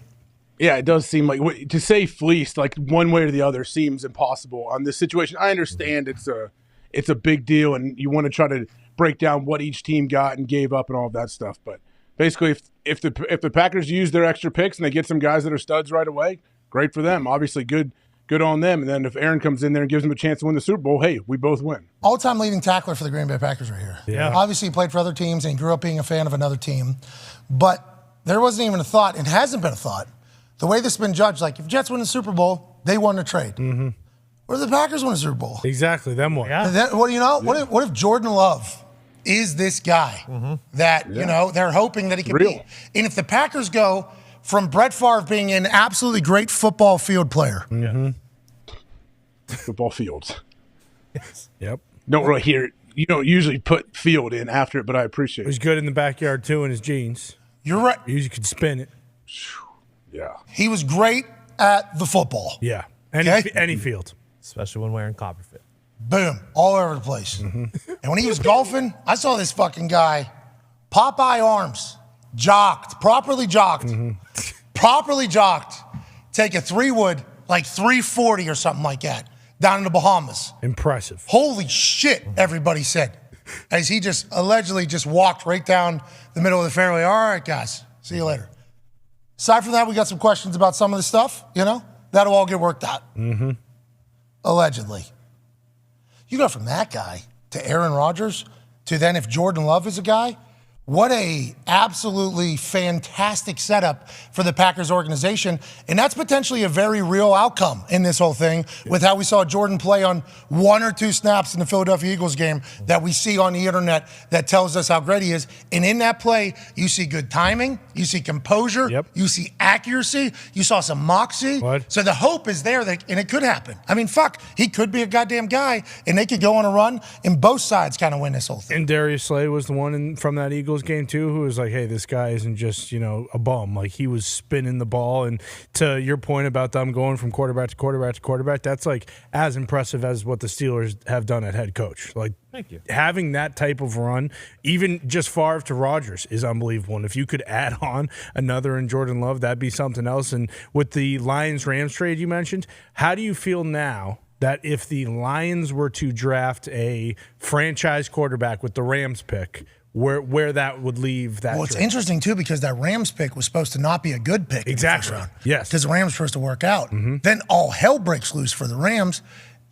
Got a great pick all of a sudden. Oh, yeah. And on a team on the rise. You got to be pumped with where you're at with where that pick is now. Yeah, it's great. And a lot of Lions fans still think that we won that trade. But regardless, because of that, we lost Matthew Stafford and they won a Super Bowl. What more do you want as a Rams fan? There's no way possible that the Lions won that trade. They won a Super Bowl. Well, that's what the Rams fans are saying. And now we're in a great spot though. So we used that pick last year, pick 32. We traded up. We got Jameson Williams. What's Lombo always say? You trade a player not for picks, but who you end up drafting. So we'll see what we get at 6. It'll be Jameson Williams and number 6. Exactly. Stop betting on basketball. He needs to stop winning bets at the NBA. When you lose those bets, Jameson, nobody knows. Yeah, so far not so good, to be honest. But there's a lot of time left. Yeah. Tons. AJ, why does it feel like the fan base in the Packers have just said, like, all right, fuck it, we done with A-Rod. Y'all fucking deal with him. Like, it feel like the fan base is like, all right, we done with this fucking ass. We moving on. That's real. And, like, he's been there a long time. Is that, like, how it normally go in Green Bay? No, I mean, I don't know if they're scarred from all of the retirement situation went back and forth with Brett Favre back in the day. I was on the team back to experience that when he retired. Yeah, when he retired a few times, came back. Allegedly. And now the last couple years with Aaron, I'm sure some of them, there's probably definitely a chunk that's like, all right, let's see what we have in Jordan Love. But also, I bet the majority are kind of scared. They're like they're optimistic, but they're not really sure what they're going to have. And I think that's everybody with Jordan Love. We don't know until he plays in real games what they have. We'll be excited to hear Ty's thoughts as he is literally just sitting with 2 infected ears thinking about this all day. In so much pain. He's all by himself right now. isolated. Well, he has his baby, obviously, around. He's isolated in his thoughts, though. Battling through double ear infection, bro. Shut out from the outside world. It's tough. The ear infection shit hurt too. Oh, get him some tubes. Get him tubes like my kids get. Yeah. So I got a hole in I had a hole in my eardrum. It healed itself, I found out. But I was scared to death to go into water because anytime I go into water, it was like the worst ear clogging of all time when you had a hole in the eardrum. It was like a headache immediately upon going in water. So every time I went into water for like a good, I'd say probably 10 years, hold the ears shut or just, I'm not going underwater. Like, this is just how my life is now. Hey, how you doing? I don't do water. Cool. See you later. Then I found out it healed itself, and I'm like back in there. But I think they were talking about maybe giving me those pipes to like get to what that tubes. Little kids get. I don't know if adults get them, but I've had multiple kids get multiple sets of tubes because they'll fall out. But yeah, it helps drain whatever. You can't get water in your tubes though at all. Like you got to wear a cap while you go swimming, like a rubber cap. No, you don't. Yes, you do. You don't. Back in the day, you maybe did, but you don't have to anymore. Well, that's what I'm saying. I remember my good friends had to wear fucking caps because they had tubes in. Yeah, them. That's what I'm saying. I think I've seen them. Diggs. I think I've seen them in like Diggs' pool where it's like, yeah, I got tubes in my ear, so I don't care. Oh man, I got tubes in my ear. And I'm like, that doesn't look fun at all with the way they had. It was like work. It was like a lot. I would never get tubes if I have to shove cotton balls in my ears to swim with my buds. I'm not. Or wax. Yeah, you put wax in here. Well, you cover your nose when you jump in. Yeah, I was just going to say. You wish. Yeah, you do this. You plug your nose. You do this. Use both hands, too. That's funny. That's what you do. What's your problem? I'm definitely not even starting anything with that again, but it is very offensive that you even say that. We saw it in Tahoe, AJ. Yeah, multiple times. Remember when you jumped off the pier into Lake Tahoe? Yes. And you're like, watch this. There's no dolphins in the lake yet. And you did like a yeet, and you. Yep. You remember when you did that? Yeah, I do. And it's all coming back to me. Yep, there it is. And then that was when Aaron, fresh out of Hungary or whatever, came out onto the top patio, had a beer in his hand. Wide. And he, first time throwing a thing, allegedly, in a couple weeks, and he put that 12-ounce can right into your bread basket. You remember that? Yeah. After you did the dolphin, oh, look at me, guys. And then he hit you with a beer all the way out in the middle of Lake Tahoe, and you drank it. I would never forget that. How could we ever forget that? One of the coolest moments I've ever seen, and not to mention in that catch, AJ's, one of his fingers broke. Another one. Well, yeah. Well, I've never broken a bone. You know that, Colin. I haven't broken a bone. Put your fingers up real quick. Put your fingers up real No, quick. I've torn plenty of ligaments in my fingers and different things. But Not the bone. The bone did not break. Well, I guess, wait, aren't teeth technically bones? So he's disintegrated a bone before, but he's never broken one. Respect. That's because you led with your head. And although you have 0 documented concussions, none of us believe that to be a fact. Joining us now is a man who was a general manager in the NFL. Right. He was a consigliere in the NFL, a consultant. He's an author, a host, a podcaster, a TED talker, a New York Times bestseller. Ladies and gentlemen, absolute paisan of the paisans, Michael Lombardi. Good morning, everyone. How are we doing? Hey, good. How are you doing? What are you up to today, boss? I got to get my car serviced because I'm headed back east. So I'm here at the Lexus dealership of Las Vegas, enjoying my conversation with you. This is an interesting world to live in. I've never done this before, but it's good. It's all good. Nice to be out amongst the people. What are you doing? You negotiating like prices per mile? How's this? No, I don't know anything about a car. So whatever they tell me is wrong with the car, I was just going to accept it and move on. You know, I have no idea. I grew up in Jersey, Pat. We barely know how to put gas in the car. You know, you don't have to pump in Jersey. Yeah, you're right. Yeah, you guys do got Bruce Springsteen, though. That's right. Yeah, got the boss. You do got the boss, though. We're always racing in the street. Yeah, we're always racing in the street. Yeah, I respect that. Let's dive in here while you're at the Lexus dealership, and hopefully they don't fuck you too much. You know, that seems to be them just deciding. I'm in the children's room. I don't think I'm in good shape. I found my spot. I'm in good shape. I'm not talking about actual fornicating with you. I'm just talking about the deal that they. AJ, relax. Anyways, let's move on. Lombo, we've all heard the deal now for Aaron to the Jets. Yeah. I think what we all kind of got caught up in when we first read it was like, oh, they got pick 13. Then we found out, no, it was just a pick swap there, 15, 13, back and forth. A second rounder, a sixth rounder, and then a conditional second that could become a 1 if he plays 65% of the snaps, and in return, Aaron Rodgers and a fifth round pick. When you heard that deal, what was your initial thoughts? I think both teams kind of won this publicly, and that's really the only thing that matters. Yeah, I kind of feel like Green Bay, I think the negotiation had to be over that percentage of play time. Because let's face it, Aaron's going to play 98% of the plays, assuming he stays healthy, right? So that means the Jets are going to get a first-round pick next year. And the Packers end up, and the Jets keep their one, even though they moved down a spot, right? So I do think for the Jets that kind of was important to keep their one in this draft too, because where they're going to pick in this draft, they'll probably have a chance at an offensive lineman. They'll have a chance at one of those later defensive linemen. So it gives them a chance to add to their team. And as they move their chips to the middle of the table, which is what they're doing with Aaron Rodgers, the only way this doesn't work for the Jets is if Rodgers was to get hurt or something happened during the season. I think it's clearly they're going to end up trading a one next year for Aaron, whether he plays or not, and the Packers get that pick. So to me, it works out. I think for the Jets, it's worth it, right? I mean, like if you have Aaron Rodgers on your team, you're a legitimate Super Bowl contender. You keep a first-round pick that'll help you this year. I mean, what's wrong with that? All that other stuff to me is just meaningless. It's all just window dressing. Great deal. Great deal, I think, both sides. Go ahead, AJ. Lombo, what are your thoughts on what the Packers may be like on the field this year? Are you hearing anything from people you talk to about Jordan Love and his development and what they think they might have? One of the things I think when you're team building is you can't be too young as a team. You can't be too old as a team either. There's a delicate balance. And I think one of the things the Packers really made a mistake on was they had this elite quarterback coming off of 2 MVP seasons, and they had this young team around him. Yeah, I know they had Randall Cobb, but the team was too young for the quarterback. There wasn't symmetry between the skill. And now they're too young. I mean, forget about what Love looks like at practice. The games are going to be different. They've got a bunch of young receivers with not a lot of experience. This is going to be a little bit of a growing situation in Green Bay. And I think where they are in September might not be where they end up in November as they grow together. But I do think they're a little bit too young. And when you remove a guy that protects the football as well as Aaron Rodgers does, you're going to have to rely on your kicking game. You're going to have to rely on your defense to compensate for some of that. Because Rodgers, last year he had 12 interceptions, which is unlike him. But because of the youth of their team, I think to me that's going to be the element added into Green Bay. Can they protect the football? Are they going to lose games instead of trying to avoid that? And I think with young players, it is often very hard. All right, and on the flip side, the Jets seem to be young too, right? That's why everybody likes that team. They're young, they're good. You need a veteran quarterback in there. Nathaniel Hackett is a common person. For him, I guess, he knows the offense already. He should be very comfortable. What are your thoughts on what he's going to do with the Jets? They're thinking Super Bowl or bust. Has to be the case, right? Yeah, I mean, I think that it has to be Super Bowl bust. I mean, they're all in. They put their chips in the middle of the table. I mean, they're Teddy KGB. I mean, they spray in the pot. I mean, they're in it now, right? And, they don't have to lick on the chocolate chip cookie. They can just go all in.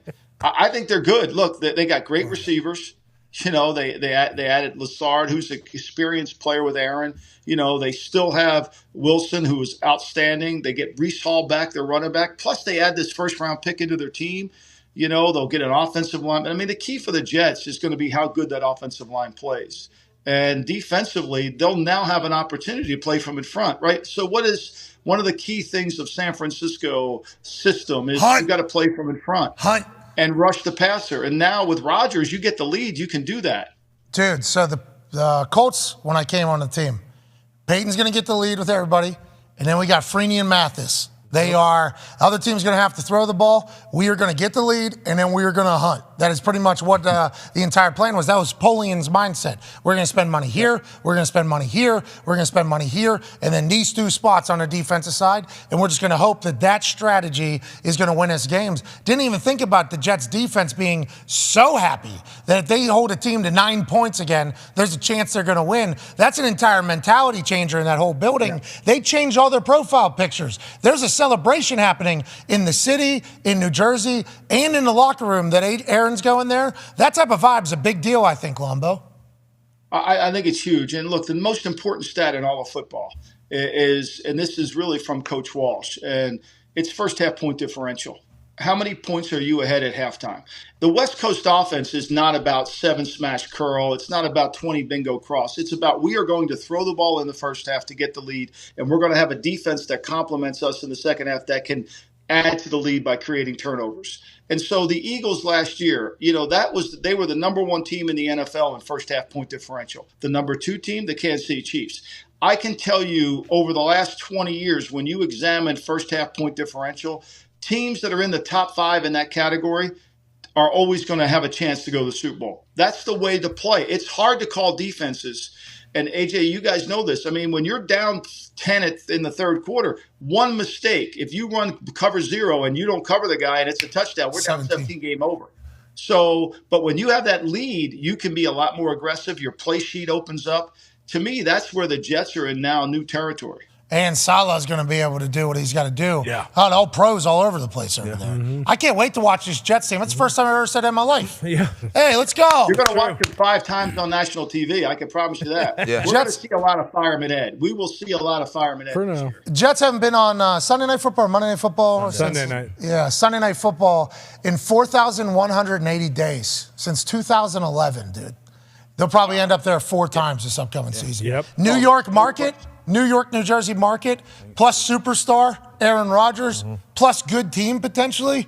I mean, you're talking about that AFC East is going to look a lot different all of a sudden. Ain't that right, Connor? Yeah, that's right, Lombardi. And I'm going to need you here big time, brother. So please just give me something to believe in. There's a lot of conversation. This guy has been screaming it for months on end right now that the Patriots are inevitably going to finish last in the division. Now, I know that's a reality, but is the reality that they're going to be, 5-12, or is there actually a chance you think Belichick has something up his sleeve? Maybe we make some moves in the draft and, make something out of this season?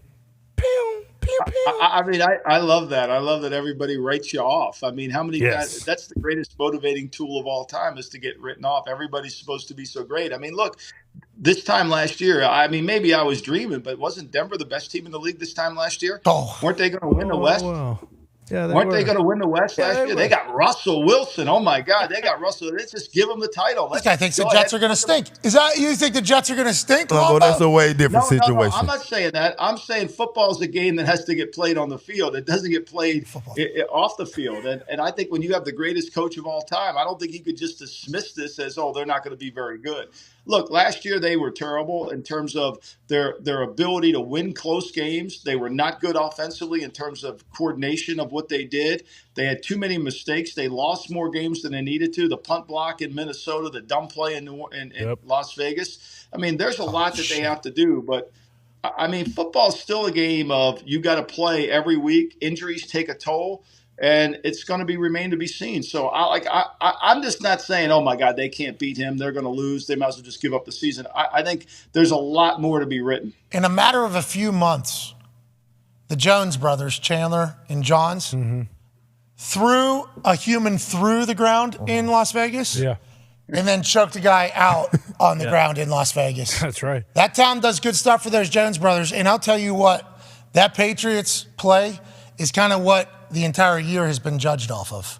People run what were the Patriots last year? Oh, you remember when this happened? When the throwback got picked off by Chandler Jones, and then he took the quarterback of the team, Mac Jones, who didn't have an offensive coordinator. His offensive coordinator was actually a defensive guru named Matt Patricia, That's right. who allegedly didn't even have the answers ever for him, and he got his head thrown through the desert, and then he scored a walk-off touchdown and celebrated. That was what the Patriots were last year. And the world was very happy to see them potentially go down, and now that the AFC East is stacked, I mean, by all accounts, yes, the AFC East is stacked like it hasn't been forever. I think that is the case. A lot of people are finding it the right time to say, Bill Belichick's about to go on that boat a little bit more. Yeah. Bill Belichick's about to hang it up. What do you think he's thinking about this? What do you think? He's obviously got a couple more years to catch up to most wins all the time. That's how we view it all. What do you think Bill Belichick's actually thinking about his football life going forward? I think Bill's focused on pick 14. I don't think he's thinking past Tuesday of the week of the draft. I think he's trying to figure out who might be there at 14. Does he trade up? Does he trade down? Does he move around? I mean, he's one of the biggest traders on draft day, typically to move down, but he has moved up in other rounds. I think one thing about Bill, he has this Steve Jobs-like ability to focus. And I say that from working with him. I mean, one of the Jobs' greatest strength at Apple was the ability to block out distractions and focus on what was important. Everybody would come with him with ideas, but he understood exactly what he needed to do. I think Bill's a lot like that. I think all great leaders have that quality. And so I think he's just focused on what to pick at 14, what we have to do, how do we have to play it, and then after the draft, he'll start working on what we have to do to beat the Jets, what we have to do to beat Buffalo, because now the teams have kind of declared themselves. and what they're going to need to do. Remember, this is a matchup game, right? So you're going to make sure you have the pieces to match up to the players you're going to have to play against. I think that's what it'll work on. Pac-Man has a question for you. What's up, Lumbo? Jalen Hurts just came out, said the money is nice, but championships is better. What is your intake on this? Does this set the new market for the quarterbacks? Should Lamar be looking at this deal? The numbers just came out. What do you think? I think Jalen is exactly right. It takes a village to win. And I think if you look at where the Rams are with their cap right now, they went all in to win. Great, they won, but now there's going to be a lot of hardships moving forward. The Tampa Bay Buccaneers went all in. There's going to be a lot of hardship moving forward for them. I mean, and when you do that, they got Baker. It's because you have to pay a lot, right? And so I think what Hurts is saying is, look, I took a little less so we can have a really good team. And they do have a good team. And I think that's the only way this is going to work. I mean, to win 6 Super Bowls and sustain it, it's a tribute to Brady's ability to do what was right for the team that might not have been right for him and take a little bit less. I think that's Hurts' perspective. I think it's hard to do that. I think Mahomes did the same thing too. I think Mahomes understood it. You know, you can't have all of it. For Lamar, you know, I was saying on my pod yesterday, if I were the Colts, again, I'm not the general manager of the Colts, but if I were the Colts, I would draft a left tackle at Ohio State at 4, and I would go sign Lamar as my quarterback, and I would become the favorite to win the South. Well, Kyler said the same thing, and he's picking at 3. Yeah. You know, allegedly, what's being reported, Garofalo reported that Kyler has let everybody in the building know, hey, listen, I like Paris Johnson. I'm a big Paris Johnson guy. I love that he's giving his input. I think quarterbacks should have that type of relationship with the front office. But I think immediate response is, oh, Kyler, you're a fucking offensive line guru. Have you watched everybody? But you just said that he should be taking it 4. Maybe Kyler does know. Wow. Maybe Kyler does know. Well, I think. Look, there are a lot of. This draft doesn't have it's not a Jonathan Ogden draft. It's not an Anthony Munoz draft in terms of offensive, but there are a lot of good players that can help their team. And if you're Kyler Murray, who has really suffered behind a bad line since he's been there, I mean, DJ Humphries hasn't stayed healthy. Kelvin Beacham's a nice right tackle, but they need to get better. Really, when you break down the Arizona Cardinals, they're not a very talented roster, and they really lack offensive and defensive linemen. That's why they can't get over the hump. And I could see him wanting to get a better left tackle. I think, to me, that's one of the areas that they let him down. You know, we all blame the quarterback when you don't win, but if you don't protect them, it's really a challenge. You know, Sam Howell in Washington, they're going to have to do a good job protecting them. They put some money in their line. But one thing about Hurts now, he got protected. He had the best offensive line in football, and they could run block too. So, you know, football's a funny game. Everybody wants to talk about skill players, but at the end of the day, it comes down to how many great offensive linemen you have and how many great defensive linemen you have. As great as Aaron Rodgers was, they couldn't block the 49er front, and they lost a home game in the playoff. As great as Aaron Rodgers was, they couldn't block the Tampa Bay front. They lost a home game. It really, I mean, that's where the emphasis has to be. In the trenches. AQ Shipley just went from 6 to midnight listening to you talk the way you just talked. He'll be joining us on Thursday night. I can't wait to hear his thoughts on all the big men getting drafted into the men's league and how their transition will go. Tone has his last question for you here, Lombo, as you do this live from a Lexus dealership in Las Vegas, Nevada. Lombo, I'm glad you brought up Paris Johnson at 4 because I saw you do that draft, and I saw you had him there, and then I saw you had Bryce Young at 1, Tyree Wilson at 2, and Jalen Carter at 3. So does that mean you're calling bullshit on all the Will Levis odds movement and and where do you think Stroud's going to go then? I can't figure out where Stroud's going. But one thing I learned working for VEASAN and doing this betting stuff for 5 years, not that I bet, is there always is some information. Last year was interesting. There was a couple players that were at the Circa downtown that were telling people where they were going to get drafted, and people ran to the book to bet that, and of course it didn't turn out. And so I don't know what to make of the Levis thing. I don't know what to make of it in terms of why is he going to? Does the Houston Texans now pivoted and said their owner, based on the reaction, are they reacting to the media? You're not drafting a quarterback. If I were Houston, I would take the best defensive player, and I would take 12 and try to move up if the owner wants me to get a quarterback.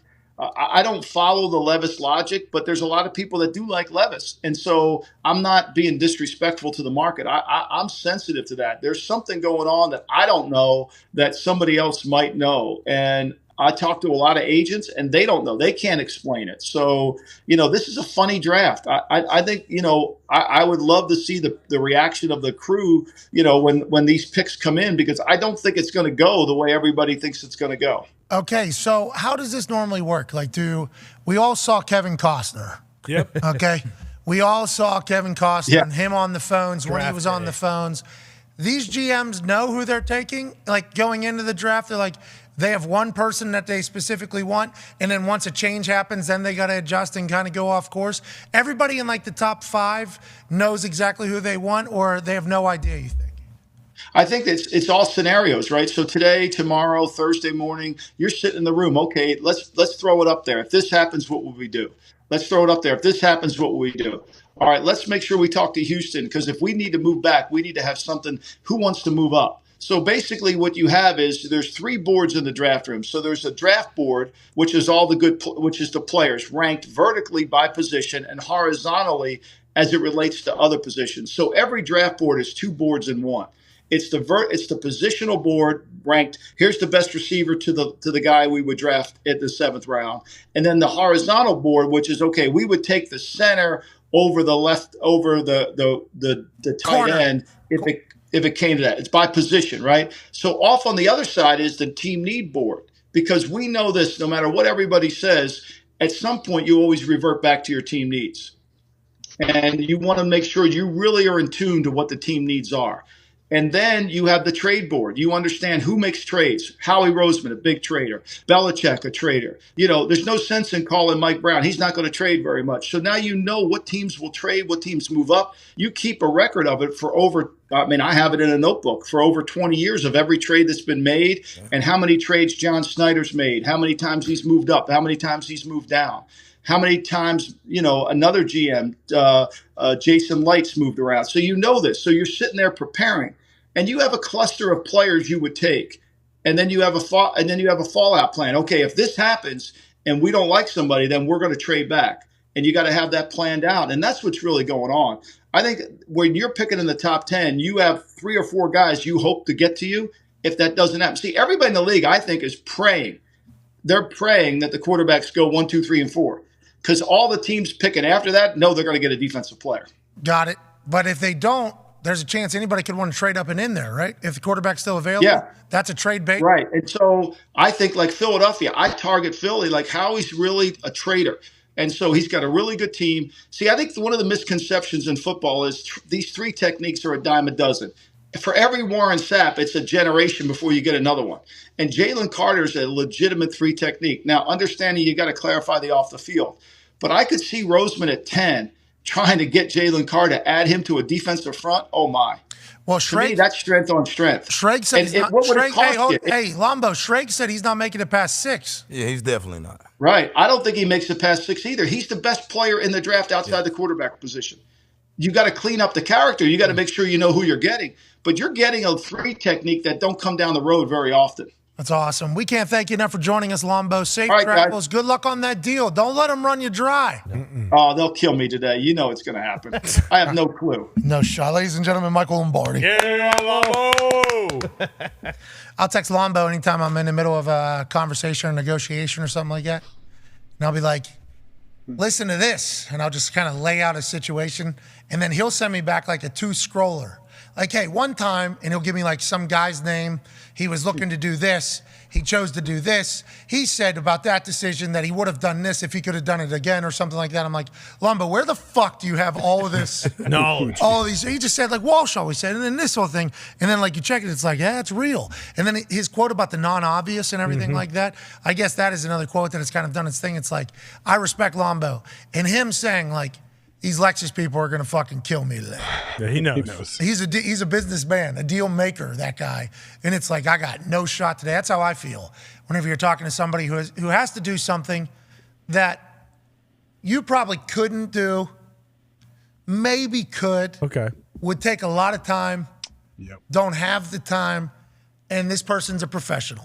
This person can also Google exactly how much money I have made. Okay? So that person is in a great situation whenever it comes to like, how much am I paying for this particular? And every single time I just go, I feel like you're a fair here. I think you could have got more. Obviously could have been cheaper, but good work, and let's just move along. I appreciate that happens a Lombo to a professional negotiator. So that's good to hear. He's a human out there. Mm-hmm. He's getting fucking cooked by this Lexus dealership. Didn't he say he drove from dogs, Jersey. everything? Yeah. Fuck, Jersey that's a long to drive. Vegas was there East much. Coast. What is he? He's probably getting the car service. Shit, you driving that for? You got to get it serviced. No, I think he did the whole He's road driving. trip stop at things like, world's largest frying pan. Different cities, yeah. I think he did that, There's right? a lot of presidential libraries he went to. Too. Yeah, he stopped Talks at a lot the- about world's largest frying pan. I hear him talk about that a lot. Yeah. I thought so, yeah. He has mentioned going to the Mob Museum in Vegas 10 times. That's his favorite place ever. Yeah, I do. I enjoy learning about stuff, but some of these things to get to are just not worth the learn. Yeah, a little too difficult. You know what I mean? Yeah, if it was much easier, like say all these things were right next to the airport. It's like, okay, if I have to do a connecting flight or I'm flying to a city. Have them be in the airport. Boom. So I don't have to check out and check back into That's the airport. even smarter. Yeah. Past security. I'd be more. Through in security. We just go past the Chili's or whatever. Yeah. Past the Sparrow, boom, right into a museum. Thank you. Let me learn about this city a little bit while I'm just wandering for 45 minutes to an hour. The Mob Museum is incredible, says Michael Lombardi. It's an incredible experience. I'm sure he's having a good time. I'm surprised that we have not gone to this yet, to be honest with you. It's just a bar where people drink and listen to And then you Frank get shot Sinatra. right in the back of the head. They have you sit in what would be the shotgun seat of a car. Okay. And they put on a movie, and it's like, hey, you're about to have the greatest day of all time as a mobster. Eating cannolis. Yeah, you turn to your left. Yeah, there's sandwiches there, pizza there, cannolis there. They're A lot of prosciutto. Welcome to the museum. And then you're just driving, and all of a sudden, out of nowhere, boom, metal barrel to the back of your head. See ya. And then it's like, whoa, what did you do wrong? What did I do wrong? Oh, you don't remember? Oh, I do remember. I'm sorry. And then right before, it's like, when you're dreaming, you fall. Yeah, you right wake before up. you hit the ground, you wake up. And that's when they shut the thing off, and they're like, welcome to the Mall Museum. Yeah, right this way. And then you just go in. That'd be exhilarating. That would be very sweet. And then there's just Sopranos playing everywhere. Oh, it'd be awesome. Yeah. And then Coach Diggs in the back with a whistle. Okay. He's running Oklahoma drills. Yeah. Oh, he's not running the S2 test like the sergeant? Could be. Hey, how do we feel about the S2 test now that we're one day removed from talking to one of the founders? AJ, your thoughts? It depends. Have they implemented any of our ideas? I watched that video again. You can call us on a 5 Energy phone line, 1-833-432-3663. If you missed it, we had a 5-minute conversation yesterday on how we thought we can maybe build a little sense of urgency while these cognitive tests are being taken so that we can see truly how somebody will react under pressure, which is what you're actually paying people for. We don't need to see how you'll do when everything is cool. Everything's kumbaya. We got air conditioning in here. We got a nice quiet sound. It's 4K, super clean iPad. I'm not touching it unless you get all the germs off of it. It's not talking about a perfect situation when you're taking these tests. We want to know what happens when dildos start flying. Yeah. And videos are shown. Flashbang. And flash bombs are coming into the room. Finish the test, they're telling you. You're getting yelled at. It's like, how do you react under pressure? We hope that they will initiate some of those things so that we can find out who these guys are going to be before they're a wasted draft pick. Because nobody wants to talk about somebody failing in the NFL, but it happens so often that it becomes like almost a sad storyline. It's more so a majority of what happens. It is not easy to make it to the NFL. The NFL is hard. If you could have that information, it'd be worth billions of dollars. Yeah, I'm not sure how you feel about it. I kind of thought it was an absolute crock of shit just because of the fact that a lot of the times, a lot of those players, even if they do score well, like you just mentioned, how do you know if they're going to do, great in the NFL? Like, this is not supposed to be a shot at the Colts whatsoever. What's your deal? But if this test was given to Andrew Luck, is this test going to tell you that Andrew Luck is going to retire 8 years into his career because he doesn't love football? Is that going to happen? Doesn't love football. Because he fell out of love of football because he was getting killed repeatedly. He loved football. He just loved fucking shredding pow more. Okay, absolutely. No, he did love shredding fresh paw. Okay? Guy grew up in the fucking Alps. Yeah. What do you want from him? That was just part I of love society. shred pow. Guy used to snowboard to school. Yeah, That's what he had to do. Love that for Andy. Hey, where's your school at? 2 mountains down. I got to go down Black Diamond, Yeah. down to Blue One, down the Bunny Hill, and then I'm in first period. Yeah. Yeah. Then he'd hop on that snowboard, do the waddle thing, back up the goddamn gondola or whatever the hell it is, up to the top of the mountain, and that's what he had to do every single day. So, of course, he likes shredding fresh pow, okay, on his snowboard. Why did the test say that? Nothing wrong with him. Where did he grow shredding up? fresh pow. Germany. Shoot. He really did grow up in like Europe. Yeah. That is not him. I was like, that is a. What's funny, AJ? Sure, that looks sure looks a lot like that. Looks like him. His legs are way bigger than this guy's. That is not him. I'm certain of it. That is a good question. What does the test tell us? Does it you can go back? That is not Andrew Luck. Just need to clear that up. The internet, you never know. That looks exactly like Andrew Luck snowboard. Well, yeah, it is his face, dude. I don't think that's him live. Why'd they put him on Mitt's leg? Actually, that is a great point because if this was Andrew Luck, he wouldn't have got hurt because he got shoulder pads. Correct. I do wish he wore shoulder pads more while he was snowboarding. Yeah.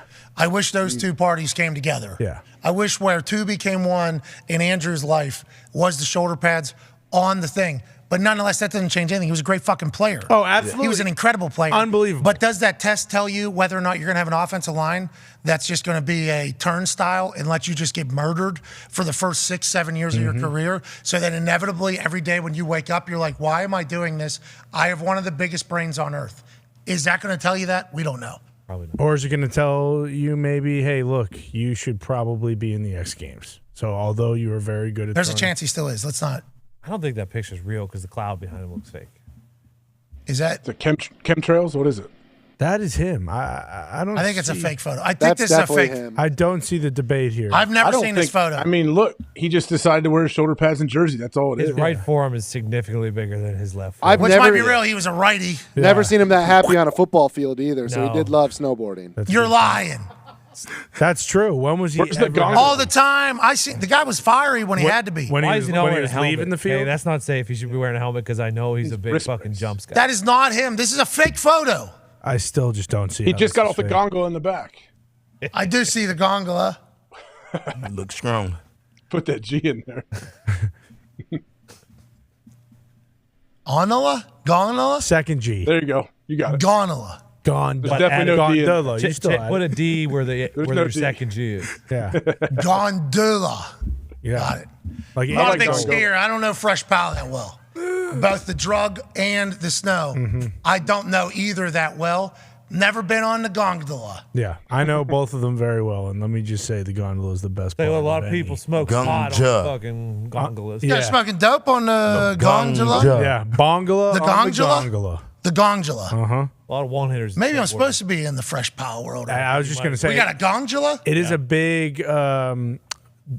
I don't want to say marijuana community because they do all types of stuff in the gondola, but I do feel as though because it's a good, nice little time. I mean, we know, man, Colorado. What do they do in Colorado? They ski, they party, and they smoke dope, And they ride. Let's ride. Let's go to the phones. Anyways, that was not an actual photo of Andrew Luck. Just want to make sure everybody knows that. Maybe. We don't know. I don't for know sure. that. Confirmed. We do know for sure. I don't know that. Not for sure. confirmed. Definitely not confirmed. Anyways, he's from Europe. He grew up in, his dad was the commish of the World League. Yeah. Oh, that's right. NFL Euro. I think he lived in Germany. He actually watched Adam Vinatieri play for the Amsterdam Admirals as a child. Good squad. Heard that story live in front of me when Andrew told Adam that was the case. That was a cool moment. Andrew loved football. Andrew was incredible at football. Yeah, he was very good. I wish we would have been able to see long-term Andrew. But there's a guy who had options in a situation that was like, you know what, I'm not just going to get my ass kicked anymore. It was a bummer, though, because, Quentin Nelson was just coming into his own. He's back, I heard. Yeah. No, he is back on the team. No, he's back. Like, He's healthy, feeling good. Yeah. bingo, Road great. boom. That's what I heard. He's back. Really? Highlights, Quentin Nelson's back. That's what I heard. So people were telling me. Yeah, I feel way better about the Texans' chances this year. You're a pig. Do you? Let's go to the phones. How do you feel? What? We're Shane Steichen. He's a dog. We're going to win. I'm a massive fan of Shane Steichen. I'm also a massive fan of D'Amico Ryans. As am I. We got to put that aside. Fuck that guy. But also, the Texans are cool. So we kind of like the Texans. And none of them are going to sniff Calvin Ridley in the I'm Jays. loving this Colts New England. I mean, there's never been a thing. It's just they come up to Gillette and get their asses kicked, and then that's it. I was a part of a few of those. Those were no fun. Those trips were no fun. We were up there every year. Every single year. Every single year we were in Gillette. Prime time. I was like, Peyton, you are Peyton Manning from the royal family of the NFL. Like, can they come to our place one time? That would be great. Yeah. It'd be great to have it at our stadium just once. It was up there every single time. Walking into Mass whole city up there. That place was tough to play. Yeah, it was. Everybody, it was so tough to play that conspiracy started getting cooked. They control the weather up there. Oh, you know how that's going to go. It's like, no, also they're fans, the way it's built, the way it's constructed. That is a great environment. It is. Great environment up there. You will probably be happy to hear this. I do believe that the wind tunnel where the stadium is open is now covered. Yeah. Yeah, they added on a massive, more suites, massive screen, jumbotron. That helped you. I used to love the wind tunnel because me catching punts, like I can kind of tell. Well, you can hang the ball up there. You can kind of tell where the ball's coming down a little bit faster. And I had some great returns up there. Did they have to move the weather machine, or is it still in the same spot? See, that's what I'm saying. Exactly what I just said. Yeah. It was such a good environment up there. People think that they're controlling the weather. Now, those people obviously have a lot of faith in humanity to figure out how to control weather. Sure. And those people who know that don't sell that off and just make trillions of dollars. Well, they pump balls up there. Actually, there's a documentary about that. Gerard Butler. I know they was pumping balls. What? They're doing What's pumping balls? They're saying the opposite. See, this is deflating balls? The same thing. You got to take the air out to pump it up. Oh, funny enough, the deflating. You certainly do. The deflating. Hey, you fucking certainly do, Pac. Yep. Mike Florio, PFT, actually wrote an article about this, I don't know, 2-3 months ago. The deflating allegations actually withheld a lot of information from the case so that the Patriots would lose that case. It has been since debunked. There was not. Nah, Bill Nye told me. Bill Nye. Science guy? Yeah. Ever heard of him? Yeah. Bill Nye told me not enough cold weather for the ball to get as soft as it did. Yeah. Well, funny enough, that's actually exactly what was debunked. So I don't know if Bill Nye is still hitting his fastball because that's what Mike Florio was writing about. Oh, because Florio is a weathertologist? No, but he talks to weathertology people. Weathertologist. What does Chris Angel say? We need Chris in on this. Chris has been getting his ass kicked. Dude, he was in the hospital last week. Yeah. Whoa, what happened? He had a black eye from fight training, and he had an IV in his arm. I don't know what happened, but he was in the hospital with a black eye. And in his caption, he said, he's not in there because of the fighting. The black eye, though, is from his training. So he's fighting Frank Mir right now. Yeah. Okay, every day. He's still doing. What's that, AJ? Wait, you didn't see? He looks awesome. Is he setting up a match with? I'm just kidding. I'm not going to say who he's going to fight, but I don't want to. Think about how toxic. Think about. Man, I'm growing up. I'm proud of myself. I'm so much. Setting a program with who? It's honestly not even that big a deal, but I'm still not going to say. That had to be. He looks so good, dude. The red. Yeah, here's him training right here.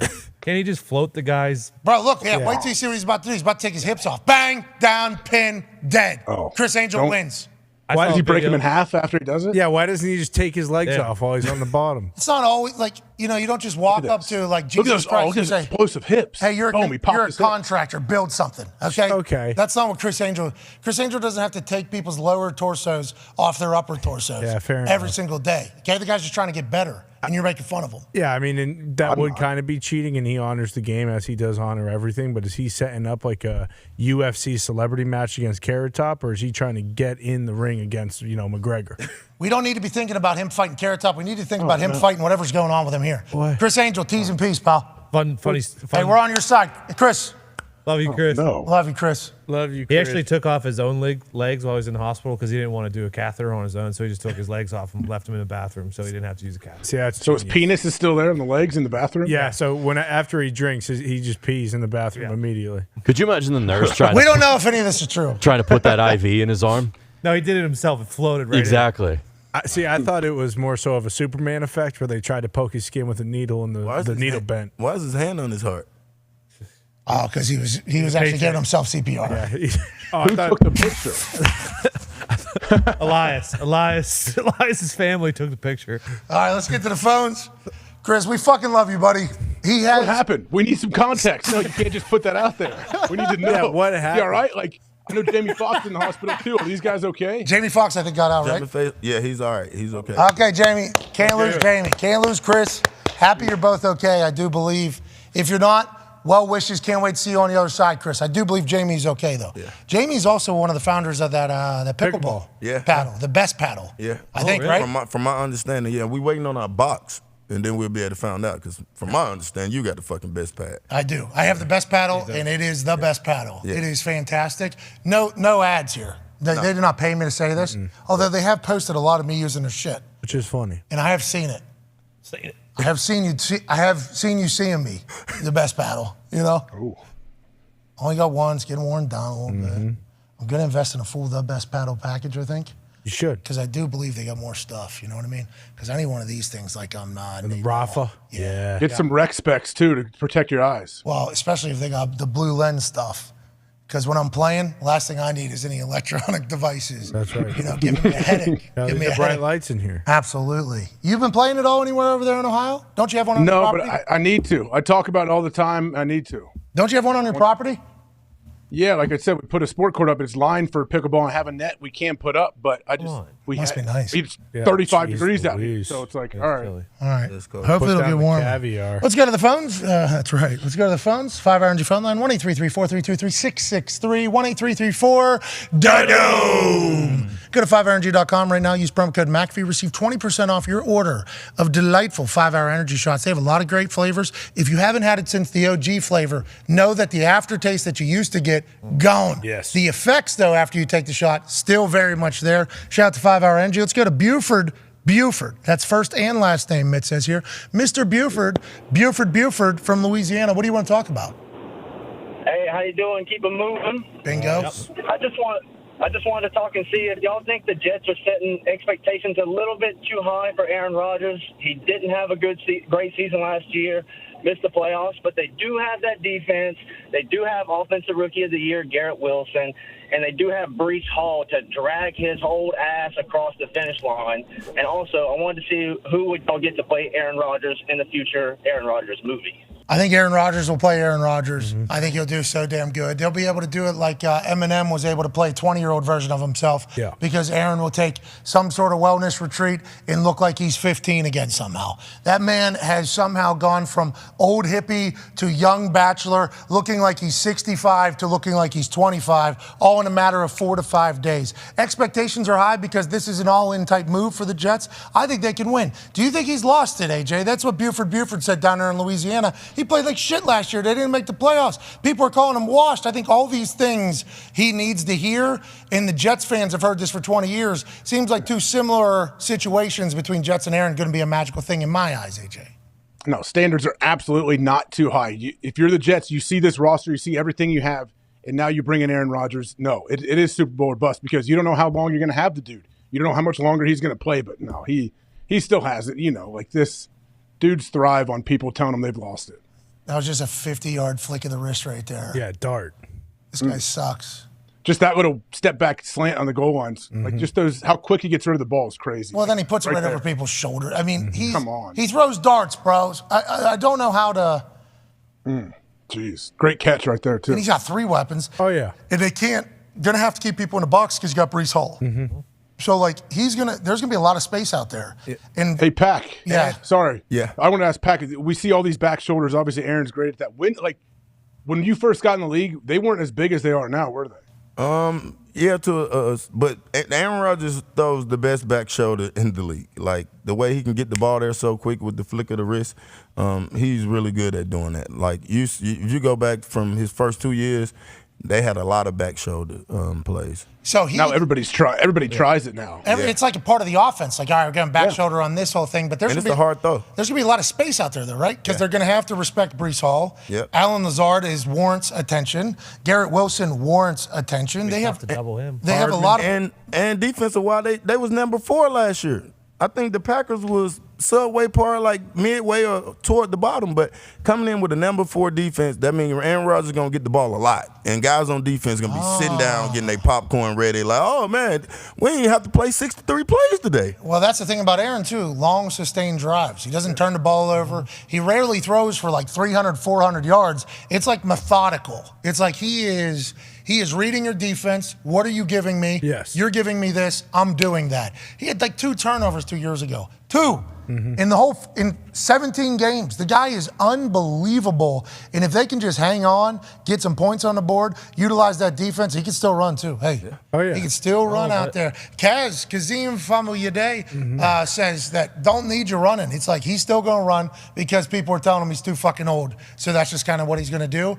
But this could be a perfect match, man. Yeah, absolutely. And the only difference from like the guys we were talking about before that have done this, like Brady and Stafford, is when those guys went, they became like what, 1 or 2 best in the conference. Like the AFC East, or not even the AFC East, the AFC as a whole is so ridiculously stacked. Like, can you put the Jets ahead of the Chiefs or the Bengals? There's no way. You just can't do that yet. Can't do it. Well, that's why games are played on a football field. Exactly. Well, let's go to Jeff in New Jersey on the 500 phone line. What's going on, Jeff? Hey, how you doing? Keep it moving. Shout out. I am a firm believer that the Eagles have the ammunition over the next 2 years to move up to number 3 to get a guy like Will Anderson and turn the best roster in the NFL even better. Wow. So instead of Jalen Carter after losing in Ndamukong Suh and Linval Joseph, they would take another pass rusher in Will Anderson, who some people say best player in the draft. Not everybody, but some people do. That would be fascinating because then you would assume at 2, who went?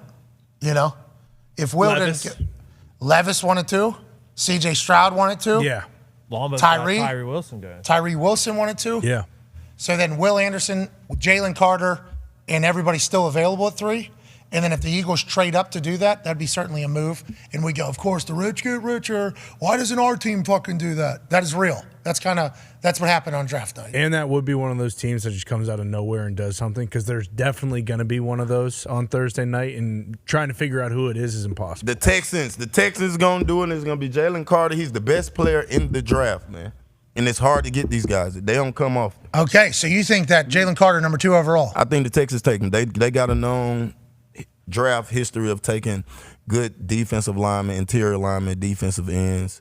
They spend a lot of money with those guys. I think the Texans take them. What are those odds? What are those odds for Jalen Carter? At number 2, yeah, they're you get freaking pretty good odds on number 2 for Jalen Carter. Not even on here.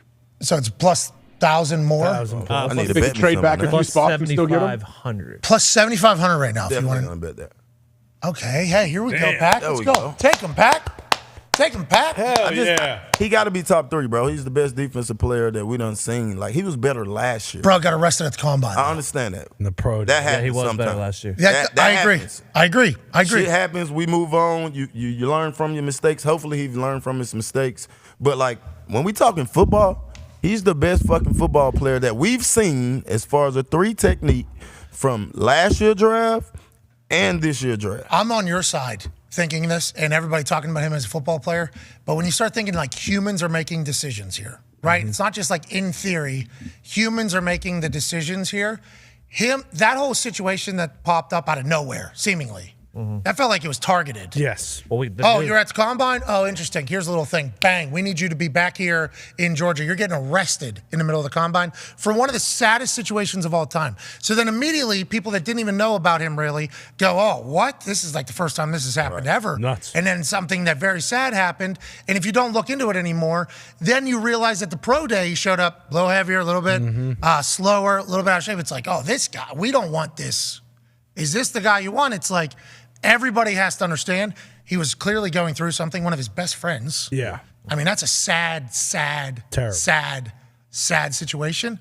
You just got to hope that you're building your culture. Your team is good enough to make sure that he can bounce back from whatever he's going through. Obviously, terrible situation, but I think some people would be scared to present that to their fan base at this stage. Like, hey, with the number 2 or number 3 pick, we took this guy, and a lot of fans are going to say, like, this is the guy that blah, blah, because if he doesn't pan out. Oh, he's panning out. Guaranteed? He's guaranteed to pan out. Okay, let's go, Jalen. I'm happy for you. Hey, and also to what Pack is saying, if Houston did jump up and take him at 2, don't you feel like D'Amico, like just knowing D'Amico a little bit, he seems to have like the rapport with guys that could kind of bring him along, and like Pack said, help him out through his rookie year and kind of teach him how to be a pro, I think. Still young. Incredibly young. A lot of life left. A lot of lessons to learn.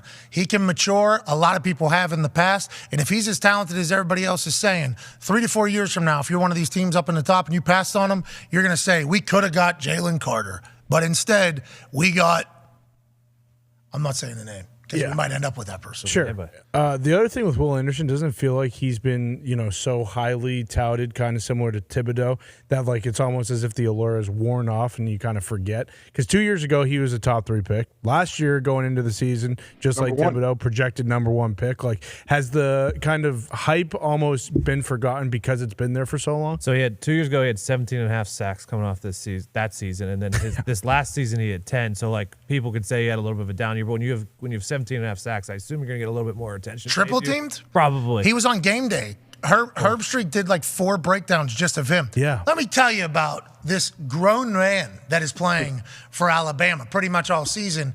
I assume Herbie and College Game Day aren't the only ones paying attention to that. We could assume, even though some college football coaches appear to have football IQs of a donkey, that they would even say like, hey, this guy ain't wrecking the game. We'll let somebody else do it. But in the NFL, it's going to be the same way. If you're a quarterback guy, pass rusher, and you're good, you're going to get chipped, you're going to get doubled, you're going to get bamboozled. So it's almost like good that he got to experience it early, but his stats being what they are, I think people are thinking he wasn't able to do as much.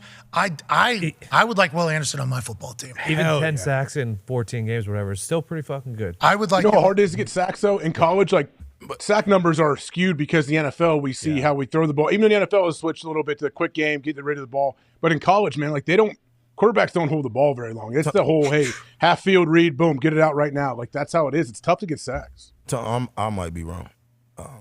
But tell me the last really good defensive player that came out of Alabama that played on the defensive line. Fucking probably the football team guys, commander teams, Darren Payne and those boys. Jonathan Allen. Yeah.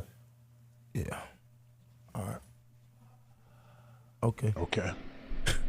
All right. My point is just Alabama have a great football team, a great program, but when it comes to D linemen and their transformation into the league, it's not the same. Now, if you talk offensive linemen, let's go to Alabama and get these fucking offensive linemen. Couldn't you make that argument with Jordan Davis, though? Because he was in the middle for the Eagles, got hurt, and then you can make that argument for the number 1 overall pick last year. Yeah. Trevon Walker. Let's get to a break. Okay. Hey, I got to play devil's advocate. That's what everybody's doing right now. That's right. We're analyzing everything because that's what NFL teams are doing. Currently, GMs are running mock drafts with their staff to see who could potentially be available whenever it's their time to pick on Thursday night as we have our fourth annual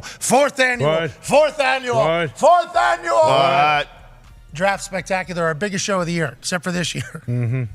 Second biggest show of the year. A little different this year. We have a lot of guests. We have a lot of breakdown. We have good times. We have a giveaway of at least $100,000 and also some talent acts. Hell yeah. Let's have fun on Thursday night as dreams come true for 31 dudes as they enter the NFL in the first round.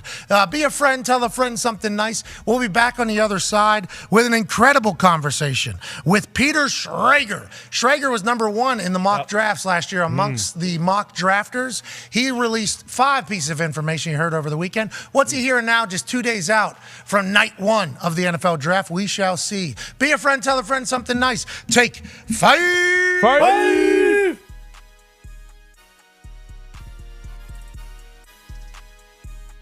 Yeah, dude, what am I supposed to do here? Fuck, dude. Like, what are we supposed to do? People should not tell me this stuff. They know they should. Can't do it. Our sources have told us that Mac Jones ain't going 3. What? My God. I mean, it seems like Trey Lance is going at 3. Draft odds changed dramatically. Odds have just changed, by the way. Before you went on air, Mac Jones was minus 270, I believe, and Trey Lance was plus 280. And now Trey Lance is plus 105. The Mac Jones not going to the Niners news was just the tip of the iceberg with me and sources. Insert Jay Glazer at the first commercial break. That's my Aaron. He asked to get out. Your time with Aaron, that's a fucking big thing, man. How the hell am I supposed to hold that in? From what we've been potentially told, there's some things cooking. I've heard something's cooking right now, by the way. I don't know what's real and what isn't real. Come on! Something big! Huge! We got 2 hours and 19 minutes on this. Why? But 3 hours later, guess what happened? Aaron Rodgers is on the move. Hashtag JNew, dude. Breaking news, ladies and gentlemen. Aaron Rodgers is so disgruntled with Green Bay Packers that he has told some within the organization that he does not want to return to the team. Tight. I mean, you alienate the fucking guy. No wonder he doesn't want to fucking come back. He's done. It's over. That's the end of it. Negligence from the top of the organization to the bottom. You got to do something. You had to do something. And they didn't do a goddamn thing. So I don't blame him. I didn't know that's how that whole thing was going to come out. Me neither. I didn't know that was going to be it. That's the Packers definitely releasing that information. 1,000%. Oh, yeah. And that's Aaron telling them, by the way, I ain't fucking coming back. Aaron probably was like, I ain't fucking coming back. So Green Bay probably trying to save tail here. Say, Schefter, we need you to write an article about how things are going right now from our point of view with Aaron Rodgers. He has all the cards. Yeah, exactly. He has all the cards. Imagine if he goes to a place where he has just as many weapons as everybody else and has a full organization that's like all the way behind him. They'll fucking win. This is fucking insane. And then finally, it becomes time for our biggest event of the year. Hello and welcome to the second annual NFL Draft Spectacular. Yeah! Trey Lance, let's go! Ladies and gentlemen, I beat you, dude. Yo, it's $1,000. Thanks for playing, AJ. Julio Jones is a Colt by the end of tonight. You can't control him, can you? Dan's lying. Dan, stop being a hater, Dan. I mean, obviously, it's great competition. You know, not just Pat, though. You know, Kelsey, Tyreek Hill, you know, Clyde, you know, all these guys. There's always things that are taken out of context, but there's always things that maybe aren't. You never know. JJ, you're the best. Hey, Matt Mel, dude. Great to be back, AJ. Great to see you. Good to see you're still a sack of shit like you were last year. Listen, Chris. Hey, I've never worn a jockstrap, but I've sniffed plenty of them, so I know what's going on with these players. Okay? I don't give a fuck. Who cares? I just want to eat. Zito, did we get that food order? With boots on the ground in Cleveland, Jason Glazer, your thoughts? Well, obviously, I knew this was going to happen. The only person who probably didn't know the competition was going to go here. No, you have in the studio. That's when live you go. Now, wait a minute. No, you didn't. No, you didn't. And then let me talk. And then, No, you didn't. Yeah. What if this works? Yes, I did. Yes, I did. I had this. No, you didn't. I had this. I had it. Trust me. Can I talk, for Christ's sake? Okay, fine, yeah. Thank you. As we're live on the air, I look down at my phone. It says, hey, a $1 deal with SeatGeek just happened.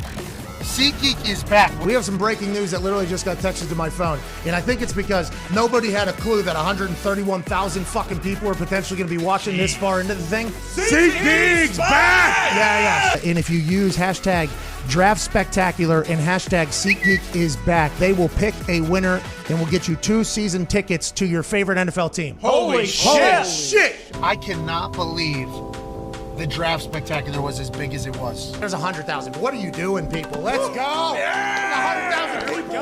We are so thankful. It fucking caused a firestorm with the amount of people that watched them. Articles written by these marketing nerds and their little community, tech people saying, hey, this is the dawn of a new day. This is why SeatGeek survives. You watch the thing, you're like, man, this is pretty big. Probably get in on this. We appreciate that, dude. Oh, you're going to get articles written about you tomorrow. Please welcome from West McAfee. Virginia University, 2014 Colts Man of the Year and two-time Pro Bowler. Do we have a 7-second delay? He's Man of America, not Man of the Year. He's Man of Hello, America. Nashville. I'm not going to say a single word about the Tennessee Titans record against the Indianapolis Colts because I was a punter, and there's no reason for me to talk about that. With that being said, we did not punt much against the Tennessee Titans, so you probably have no clue who I am to begin. 2 years ago, when I retired from the Colts, I retired alongside 2 greats, Robert Mathis and Joe Wrights. A couple months later, I watched the draft. Robert Mathis announced the pick, Joe Wrights announced the pick, and then an orangutan announced the 4th-round draft pick. I was replaced by a zoo animal.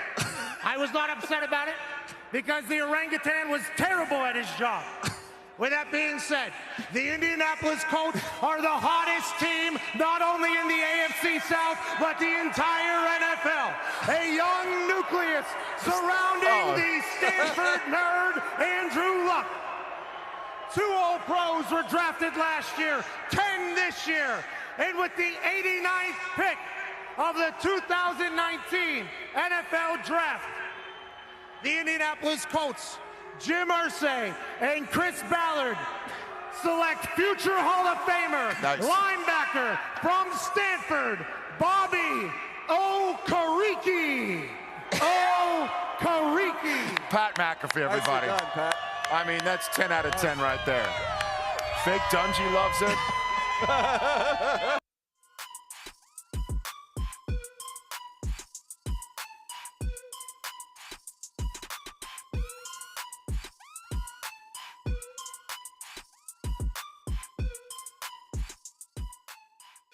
Don't break the table, obviously. I just break shit. Sorry, man.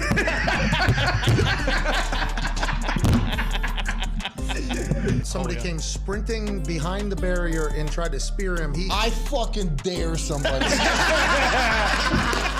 Oh, no! I dare the next ass kicking. What? Saudi Arabia. What? Riyadh. What? Taking a jet plane. What? All the way there. What? All the way back. What? On the way back. What? WWE champion.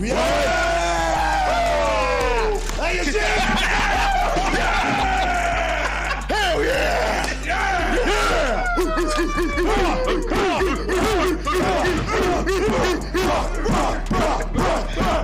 Guys destroyed our shit. Hey. What? Let's go. This show fucking stinks, and the fact that you listen, we are very, very thankful for. AJ, never cease to amaze me with your toxicity, pal. You got a couple of these? God damn it! What the fuck are you doing? Fuck Boston.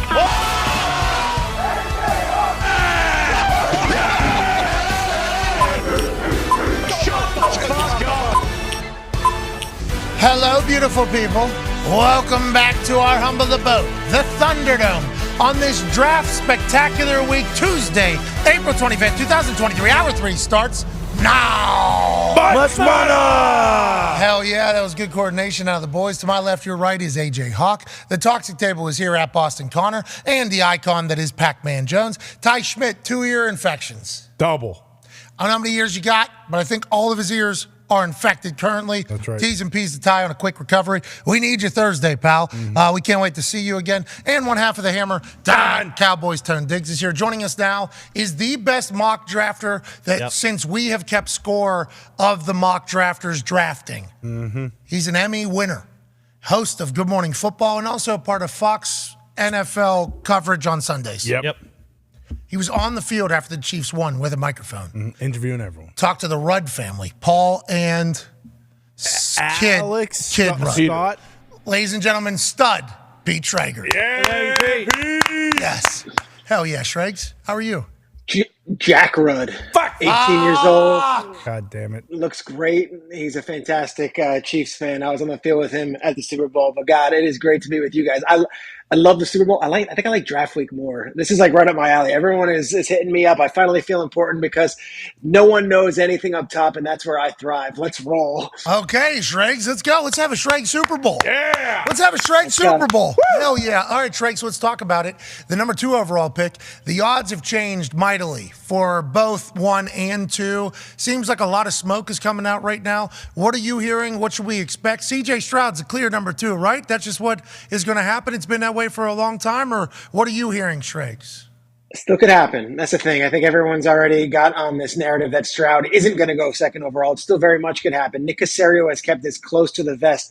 A lesson I've learned over a couple years of these Texans drafts. One of them, they didn't have a 1st or 2nd round pick. They ended up taking Davis Mills in the 3rd round last year.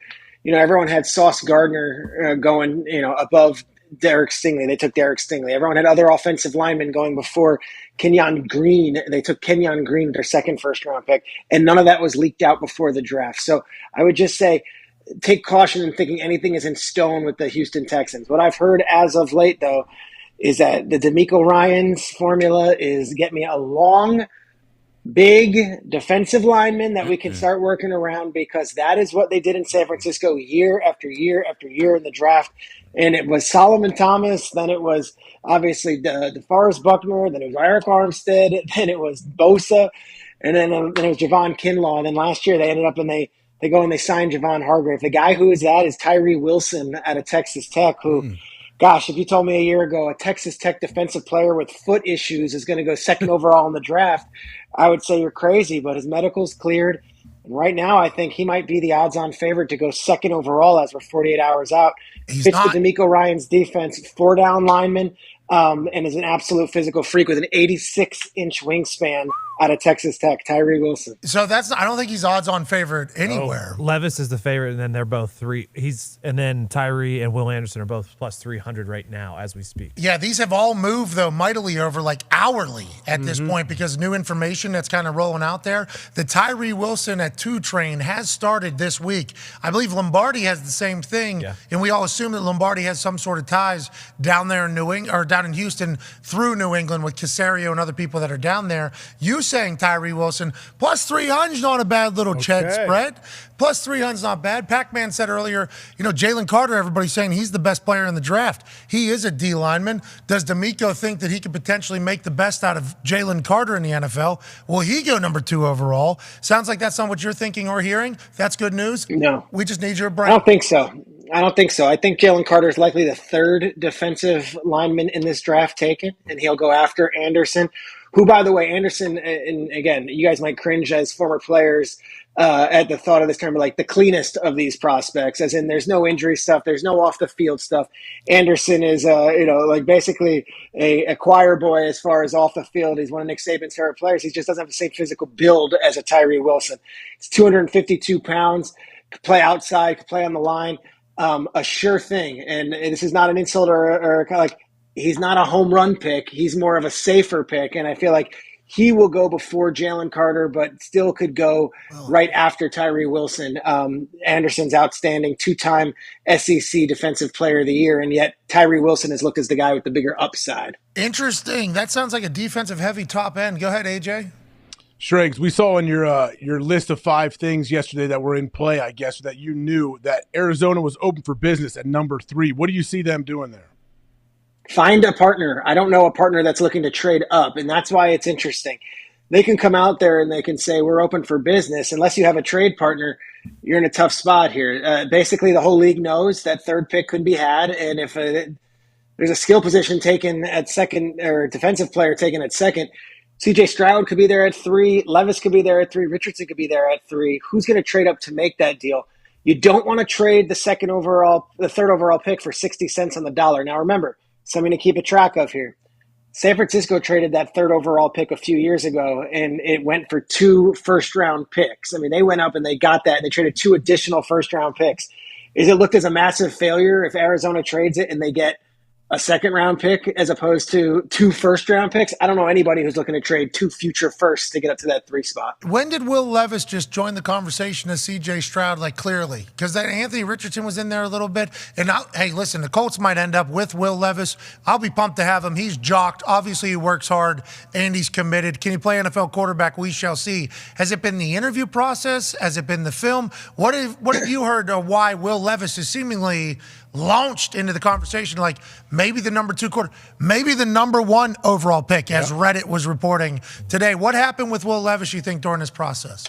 Yeah, I've learned something over doing the draft stuff. Never dismiss anything. I don't care if it comes from Reddit. I don't care if it comes from the postman. I don't care if it comes from the guy who served you your sandwich at the restaurant. There's nothing a sure thing at this point. So you don't ever dismiss anybody. But I think Bryce Young's the first quarterback. Will Levis could very easily be the second quarterback. I've heard he's actually had great meetings with teams, and he's well liked by a lot of buildings. The connection with the Colts, there's no natural connection with saying, well, the offensive coordinator coached him here and this guy likes him here.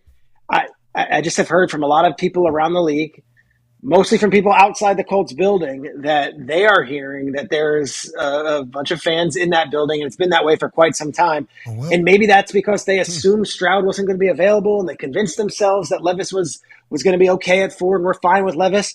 If Stroud and Levis and Richardson are on the board at 4, I've said I think it's the most intriguing pick in the entire draft, Indianapolis. And I would not say any of them are a slam dunk right now, But I keep on hearing Levis from other people around the league who are looking in and talking about the Colts. Yeah, Levis is the favorite to go 4th overall. Now, once again, is that because Stroud will not be available or Anthony Richardson won't be available? We'll never know. And the odds, people are all trying to keep up with what we're trying to keep up with, which is just information.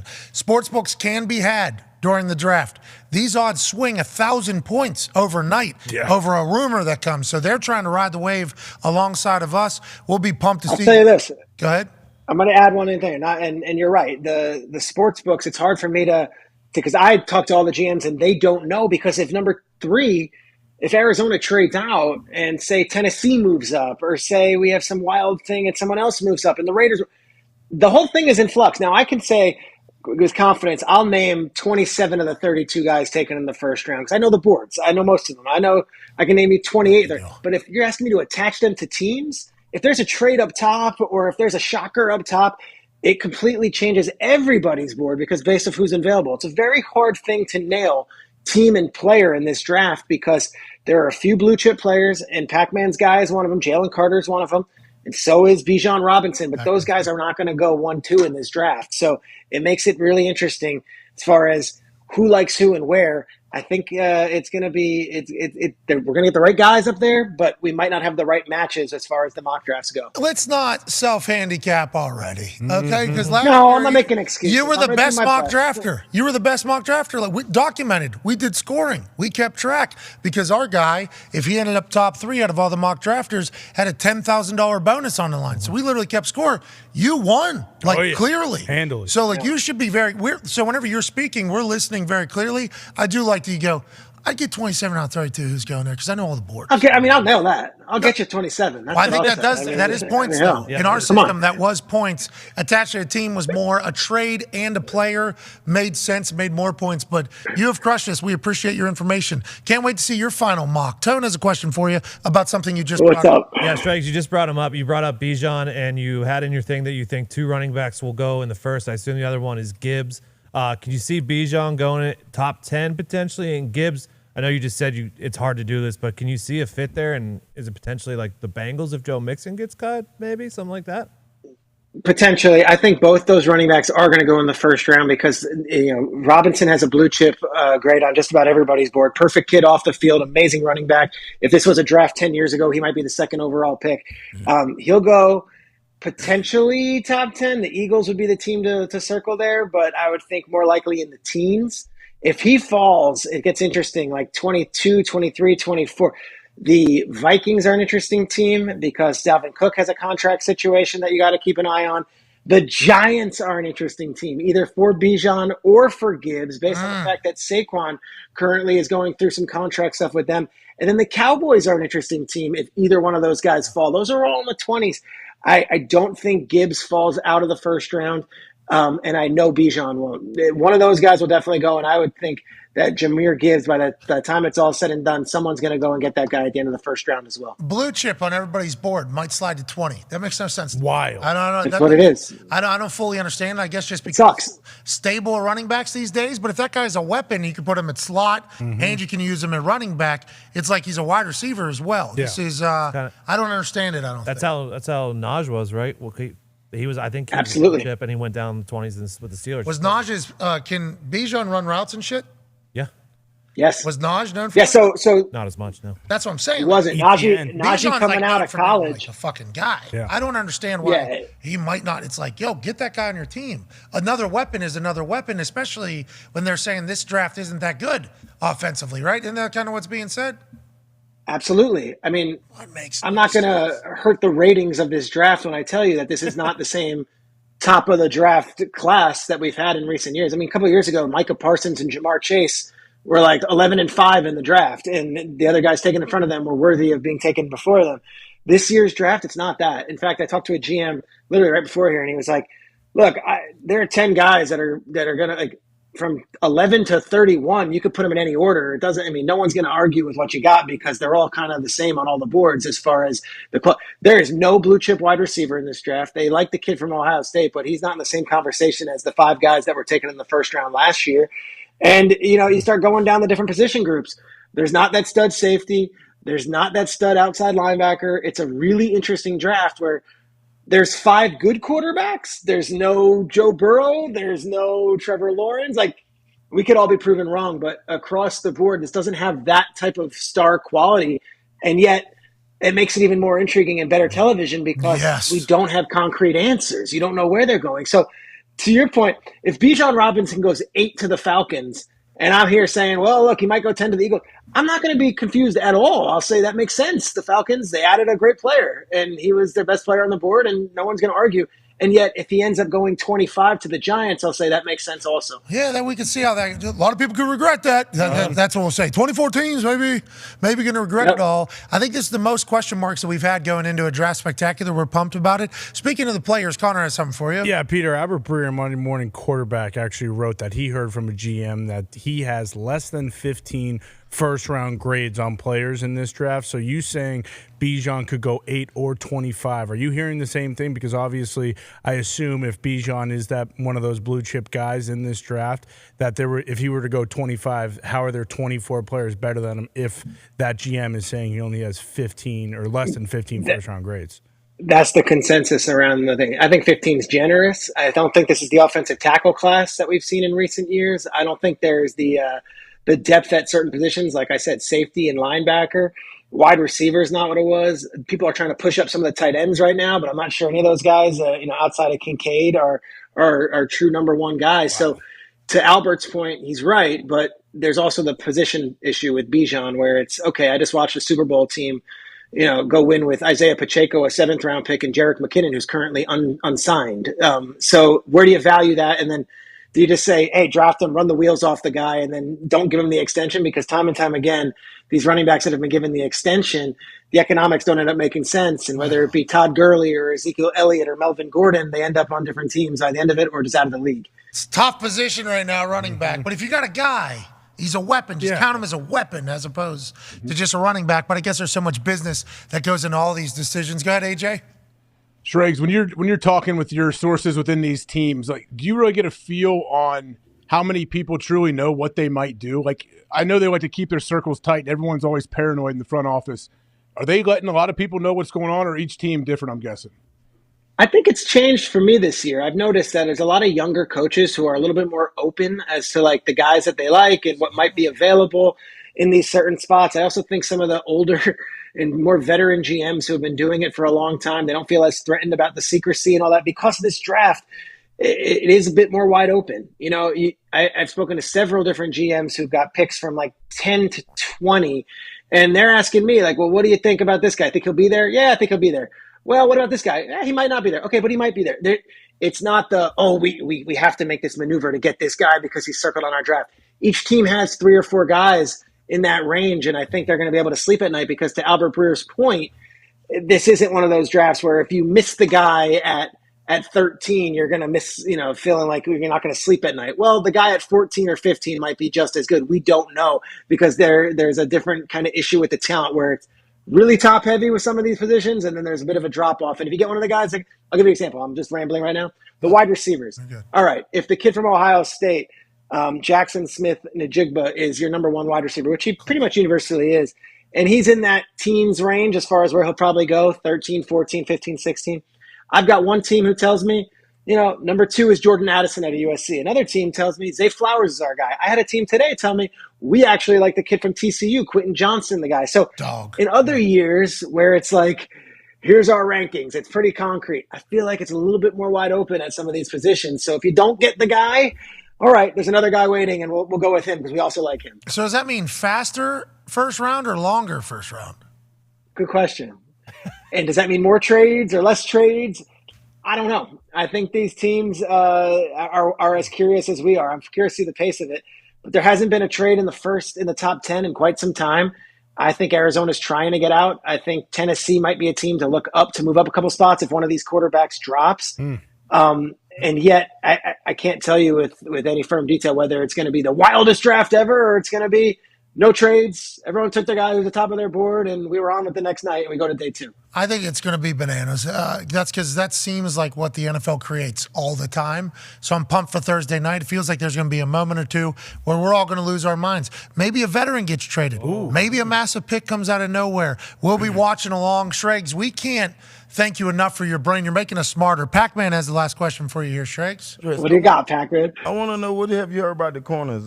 Witherspoon, Christian, Joey Porter Jr. I like Joey Porter Jr. because of the makeup of him, because of his father. Big time stealer. Me personally, football-wise, I think he's the best. What have you heard with the cornerbacks? Who you think would be off the board first? I think universally it's either Witherspoon, who is tough as hell, 180 pounds, likes to tackle out of Illinois, and Gonzalez as the 1-2, and you could put him in that order. Then the next tier of the guys, and I'd be curious your thoughts. There's a lot of love for Porter. There's a lot of love for Deonte Banks out of Maryland. I've heard him being mentioned as a top 20 pick. And then the wild card guy that keeps on coming up, that some teams love and other teams are like, I don't know if that body type works anymore. Emmanuel Forbes out of Mississippi State, 166 pounds at the combine. He's unapologetic about it. Says, I played at the SEC West. I made tackles. I made plays. He is the most pick sixes in the history of college football. He had 6 in his career. The guy is a proud player. He's a talker, the whole thing. And he's got great charisma. But 166 pounds at corner, some teams don't value that weight and that size. And other teams are like, that's a gamer. I'm going to take him. I had a chance to watch his film. When you see him on film, he don't play like he's 160-something pounds. Mm-hmm. I'll tell you that. The kid at Maryland is good, but he struggled at the line a lot. Okay.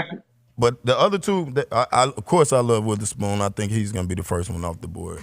Witherspoon could go as high as – yeah, these are all first rounders. Witherspoon can go as high as 6 to Detroit. I've heard that, and Aaron Glenn has such a big voice in that room, and he's basically Aaron Glenn if Aaron Glenn was coming out into the draft right now.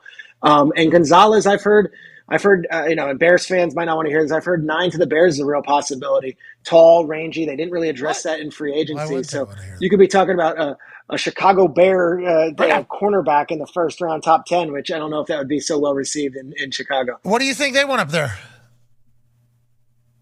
Chicago. What are they going to do? Yeah, what do you think they want? They probably want offensive line, or they want to get their guy another weapon or something. But I feel like they. Who'd you guys just get weapon from? DJ Moore. DJ Moore. Beast. Bijan Robinson probably going to be on the board for the Bears. There was a rumor that they might be interested. I just don't know if they would do that. They've got Foreman and they've got Herbert, the kid who played some big minutes last year. The running back spot is tough to peg for me. It really is. Schrags, you're the man. We can't wait to watch you all weekend crush it on television. Thank you for doing this, and continue to enjoy the hell out of your Super Bowl week. I love it. I will be on all day, day 3 on NFL Network. And last year I was shouting out the Cole Kicking Academy, and you gave me a nice tweet on that one. We'll see which kicker and punters go in this one. Who are they? Do you know? Well. Do you know who's up for that? Do you know the kickers and punters? Yeah. Offhand, I feel so Michigan State guy. I think Michigan State guy. There's a Rutgers guy that is supposed to be Nails that might go early day 3. So I don't know his name offhand. So I think the kicker from Michigan, Moody. Yes, Jake Moody. Yep. Everybody loves him. Mm-hmm. And then the kid from Michigan State, punter. I think he's a bomber. Bombs balls. Yeah, I think people said at the combine that I talked to that do have say in the whole thing. They're like, Michigan State kid, Michigan kid were the 2 kids that stole the entire thing, from what I've been told. Now, I don't know any other information, but I assume the Rutgers guy is also great, and I hope 10 guys get drafted. You're the best, ladies and gentlemen. I appreciate it. And if Mr. Irsay tells you who he's taking with that 4th overall pick, we got some time. Text me, my friend. Dude, we got Chris Ballard on the show, 7:55 Eastern Standard Time on Thursday. Let's go. I'm going to joust with him. I'm going to try to get some information. But if I get information out of him, he's fucked. True. And that's the team that I like. So it's kind of like, it's an interesting situation. No win. None at all. Ladies and gentlemen, Peter Schrager. Yeah, all right. So what did we learn? Definitely. Very weak draft from all I was. Sounds like a sorry-ass draft. Not a big offensive draft. Ain't nobody good. This position not good. They're not deep over here. We only got 2 tiers there. Feels like you might go 13, might go 29. I mean, everybody has different ideas on who's good and who's not. I mean, this is wide open, AJ. This is a wide open draft. Yeah, and we have no idea what they're gonna. Yeah, we could say they don't have like the biggest name recognition. It might not be the deepest draft, but we could see a ton of superstars come out of here. We don't know. Honestly, we don't know who's going to be great, okay? No. Nobody has a clue. That's why the draft is so ridiculous, and we call it the spectacular. But normally going into the draft, there's some massive storylines. Oh, yeah. Huge. All right, here we go. This is happening. These two are dancing. They're tangoing. This year, it's like, ones, we think, it was minus 2,000. Now it's minus 1,200 after a Reddit report of Will Levis telling people that the Carolina Panthers are taking him changed the odds for the number 1 overall pick dramatically. He was plus 4,500. Then he was plus 500 this morning at 9:30 a.m.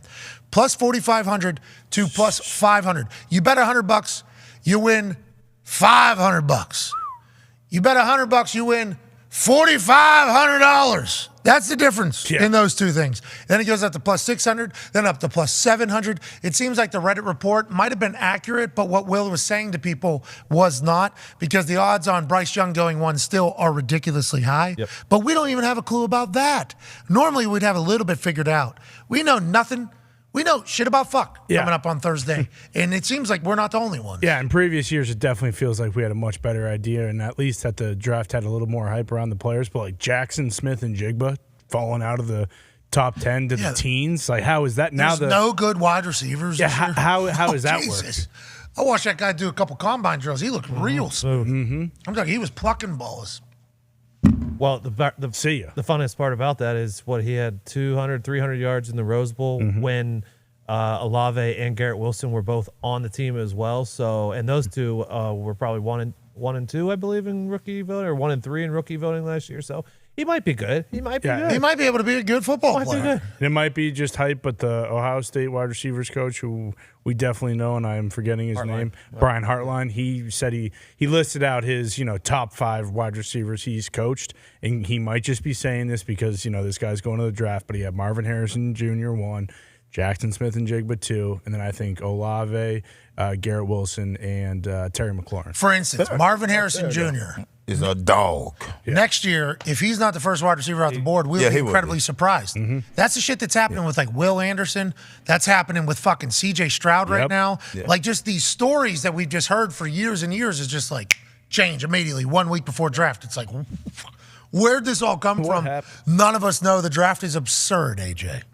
Yeah, I mean, like so Marvin Harrison Jr., like next year, we have so much time with this dude. I'm sure that he's going to go through a phase where people are going to be knocking him and saying, oh, the guy doesn't have top-end speed, even though he runs a 4.25 or something. You remember he wore those Louis cleats that had a watch on it. That's a problem. He's talking about time. That's his time, not our time. This guy, like, they'll do something to say something, but it's like you watch him catch a ball, and it's like, oh. Yeah. And you hear all you hear is how unbelievably driven this dude is. Like, I tell you, General Bob goes to the Woody Hayes Athletic Facility almost daily, and he says almost every time he goes in there, Marvin's in there by himself catching off a jugs machine. Like, I think he has a sponsorship deal with a jugs machine that shoots balls like he has a controller, and it'll shoot like routes to him.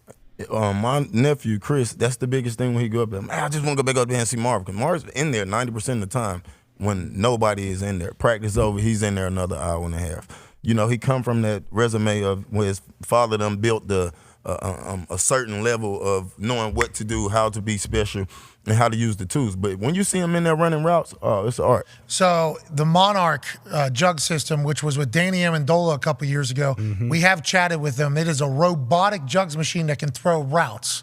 Now, I do believe that they've upgraded it, and it will only continue to get better as technology continues to get better. But being associated with a jugs machine as a wide receiver is good news. Like, okay, this guy wants to deal with a jugs machine. He doesn't want to deal with like a scooter or like something else. Sure. He wants something that is directly benefiting his profession and what he is doing for a living. And I remember College Game Day did a special where Marvin Harrison was chatting, and he was giving an interview, senior.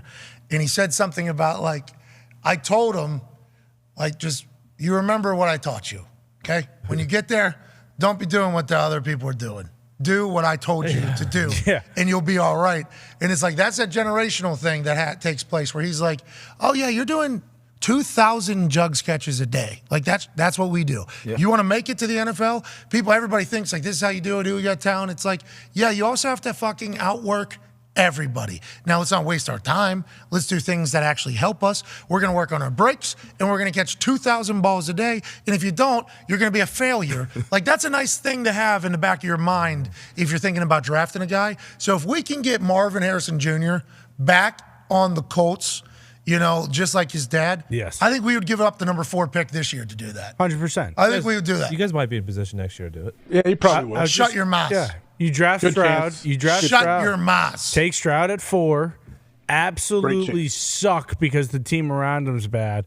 Get that, 2-3 overall pick and get Harrison. I don't know how to tell you this. What's that? But as long as no owners try to poach other quarterbacks to become owners of their team and starting quarterbacks for their team, Jackie Moon, Colts are going to be pick number 32 next year. Well. And if some owner does try to just sign somebody to become an owner of their team and play quarterback for their team at the same time they're playing for somebody else at the division, and they suspend one person's first-round pick, we'll be pick 31 next year. That's what the Colts are doing. Okay? That's what the Colts are doing next year. There's just absolutely, unequivocally 0% of a chance that is happening. Put up freezing cold takes, dude. Let's go to the fence. Let's go to Jay. I think Marvin, I think he wears 18 because Peyton was his favorite player, too. So it'd be a good fit. I mean, and if he didn't get hurt in that semifinal game, he's going to have 6 touchdowns. Yeah, and they might have won. They might have won. He had 2, just 3 routes. Boom, bang, bang, boom, bang, Scramble spot. drill. Hey, the Bengals went from whatever to the Super Bowl, so it could happen, Pat. Thank you, Tone. After they drafted the wide receiver who played with the quarterback they drafted the year before. See, that's what I'm saying. Quarterback is the big part. Pack. Graham Gardner. Back, I can't even hear you. Get your quarterback. Get your quarterback. You'll be okay. Listen to this. Titans are going to trade us Ryan Tannehill. They're going to come with the 4. Ooh. Okay? They're going to take their quarterback of the future. You don't think Steichen can do what he did with Jalen with Ryan Tannehill? Sure, yeah. Ryan Tannehill used to be a wide receiver. Holy shit. He can move. He can throw. He can ball. And every single overpaid quarterback that you guys have grabbed these last 4 years, he would fall right into that. Whoa. That'd be perfect. Be quite a bunch. Them moving up to 3, it sounds like. Titans? Yeah, Titans definitely sound like they their moving. quarterback last year. Malik Willis, 3rd rounder. Doesn't sound like it. Let's go to the phone. Problem is everybody knows Arizona wants out, though, so I doubt people are offering too much. They have to, though, because they're competing against the other people that want to get there. Yeah, and if Stroud falls. That's like the Colts. If the Colts want to get up to 3, just to make sure, so we're going to have to pay whatever anybody else would pay, and we're only moving up 1 spot. Speaking of moving up 1 spot, Packers moved up 2. Big win. Huge. Yeah. They might get Jackson Smith and Jigba now. Boom. For Jordan Love with Christian Watson, Romeo Doubs, Aaron Jones, A.J. Dillon. What? Oh. Here we go. Now Gutekunst cooking in the kitchen without Aaron Rodgers. And 2 second-round picks, so who says they don't come up, late in the first round and get someone else, too? Let's go. Gary in Wisconsin on the 5 Energy phone line. What's going on, Gary? Hey, what's up, boys? Much money to you. Hey, much money to you, too, pal. Hey, what's going on? Hey, before I get into the Aaron Rodgers saga over here, for us locals, 1 mile away from Lambeau Field, me and my wife, Hannah, just wanted to extend congratulations to you and your wife, Pat. We got a baby due May 11th. Yeah, ours is due May 11th, and my first child. I'm 47. I'm stoked. Hey, good luck out there. Congratulations to you and Hannah as well. We appreciate the hell out of you. Did you stay away from those cheese curds that are right across the street from Lambeau? What was that place called? It looked like a kitchen. I was in like a living room. Kroll's, I believe you're talking. Probably that place. Kroll's, yeah. Nick Kroll's West. Yeah, Kroll's West. All right. Well, good luck with your child, and congrats, pal. Oh, hey, I appreciate that, brother. Hey, AJ, I work right on Oneida Street on Johnson Fitness. We got a jersey for you to sign, an AJ Hawk jersey, Mr. Ohio. Perfect. Congrats. Hell yeah. AJ, you're down there in Johnson Fitness. Just send it to his house. What's your address? Thank you, Gary. You're down there in Johnson Fitness. Let's go, dude. You used to work out there. Is that the one That must be a new facility. I don't know about Is Johnson. that the one where Fitness. you're doing that fucking side kicking thing? Yeah. You remember when you were doing that? We found that video. You were doing of course I Taekwondo do. or whatever. I thought you were talking the Power Max 360. They don't have one of those. Oh, whenever you were thrusting that thing. Yeah, you don't think... I bet you Johnson Fitness got one of those. Definitely does. Probably call it the Hawk Machine. Oh, welcome to the Hawk House. Boom. Hey, that thing's been getting used over here, AJ. A lot of people banging and clanging and banging in there. Oh, yeah. Oh, yeah. Yeah. Oh, yeah. Hawk. Turn this thing up a little bit stronger. Oh, yeah. Is that what you said? Am I supposed to use my hips as much, sir? Yeah. Hell yeah. I'm Hawk. Yeah, hell yeah. Let me get a good power stance here. Yeah, hell yeah, I did it. Good burn. Did I break the record? What's the record? Yeah, fuck. Oh, then fuck. Yeah. Let's go to the phones. AJ's such a meathead, dude. Hey, that was a great machine, though, man. Those air power things. Those pistons or whatever. Yeah, man, I got it in the basement still. Great machines. They're hard to find and incredibly expensive and very difficult to move into your house. But they were very much worth it when like a isn't that true? I mean, yeah, the base is gigantic and does not fold or anything. So yeah, It's tough to move around and it's pretty expensive. But if you can get that into your hawk house, you're talking about full body fucking workout. Yeah, game changer. All right, you're an idiot. Let's go to the phones. Let's go to David in Michigan. What's going on, David? How's it going, boys? Keep it moving. Nailed it. Hell yeah. Hell yeah. I got two things for you real quick, Pat. For one, I just woke up like 2 hours ago, and Michael Lombardi's out here talking shit about the Jets and Rodgers like they're going to go through growing pains. I've never seen that. Nah, he's talking about the Packers. Talking about the Packers, I think. Yeah, okay, Packers, yeah, they'll have their growing pains. Still, fuck Michael Lombardi. Okay. Just woke up. Maybe you woke up the wrong side of the bed, David. Damn. What's the Come on, buddy. You don't talk about Uncle Michael. I will say, David, pretty good talker. Sounds like he would be a good phone call again if he was calling. Can't have you talking about Paisan Lombardi. No, come on. Especially on this particular day where he's renting a car, getting ripped off by a car rental company, and then driving Across for the world. 75 hours across the country. So today's not a day to bury old Lombo. Let's take another phone call, shall we? Hell yeah. Pac, you want to do a giveaway? Yeah. I mean, there's still that one thing Pac needs to get done. We're not doing the shot today. What? Pac, don't let it beat you. Feels like it. Sounds like that shot. The moonshot beat you down. Don't let it beat you. Listen, the moonshot is certainly a tough test. Very. The moonshot is something that nobody has accomplished on this particular program. When last time he hit the moonshot? That's a good question. Yeah, but that's not what we're asking right now. We are. What we're talking Trying to about get is you to beat it. one man who has stared Everest right in the face numerous times and has never been able to get to the climax of said mountain. You've been able to be close, rattling rim jobs all over the place. You've banked them. You've had many numerous, same word, bonus balls, which means you're on the right path because that ball's bouncing straight back to you. Today is a day that we'll remember forever. Yes. As Adam Pac-Man Jones, the 6th overall pick in the NFL draft, man who ran a 4.28, 14 years as an NFL corner, conquered the moonshot. Come on. Right here, Tuesday, April 25th, 2023. That's how we're going to remember this day. Ain't that right, AJ? Absolutely. I can't wait to watch. Hell Let's go, Pac-Man. Let's go. This is the day. Shoes look sweet. Yeah, you look great. Yeah. What are those? Shoes are phenomenal. Thought they had light on bottoms because he walked by the thing with the lights. Oh, you thought the stage stage. lights were shoe lights because the shoes could have lights on them because of how fucking cool they are. Yes. Adam Pac-Man Jones, we want to let you know that your fly-by-nature bomber jacket there, so cool. Top tier. So cool. One of the best of his fits. Shoes, this is a good fit. Uh-huh. Today's a good day. Yeah. Always looks fly. Today's the day. And today is the day that he conquers the moonshot. Come on. All Pac-Man has to do is bury this shot from the other foul line. The moonshot. If he does, 15 people will win $500. Bonus ball. That was good. Hey, he's just judging it. Good. It's good. Getting a good read for it. Put some effort into it, Dan. Not a lot of urgency on the bonus ball, but hey, nothing but time here. Obviously, this is going to be a historic day because Adam Pac-Man Jones is about to conquer the moonshot. 15 people, $500. I have put the most efficient way to be paid on the internet, all because Pac-Man has conquered something that has beaten him for far too long. Yes. The moonshot was a pipe dream. Now the moonshot is conquered. Yeah. Ladies and gentlemen, Pac-Man Jones.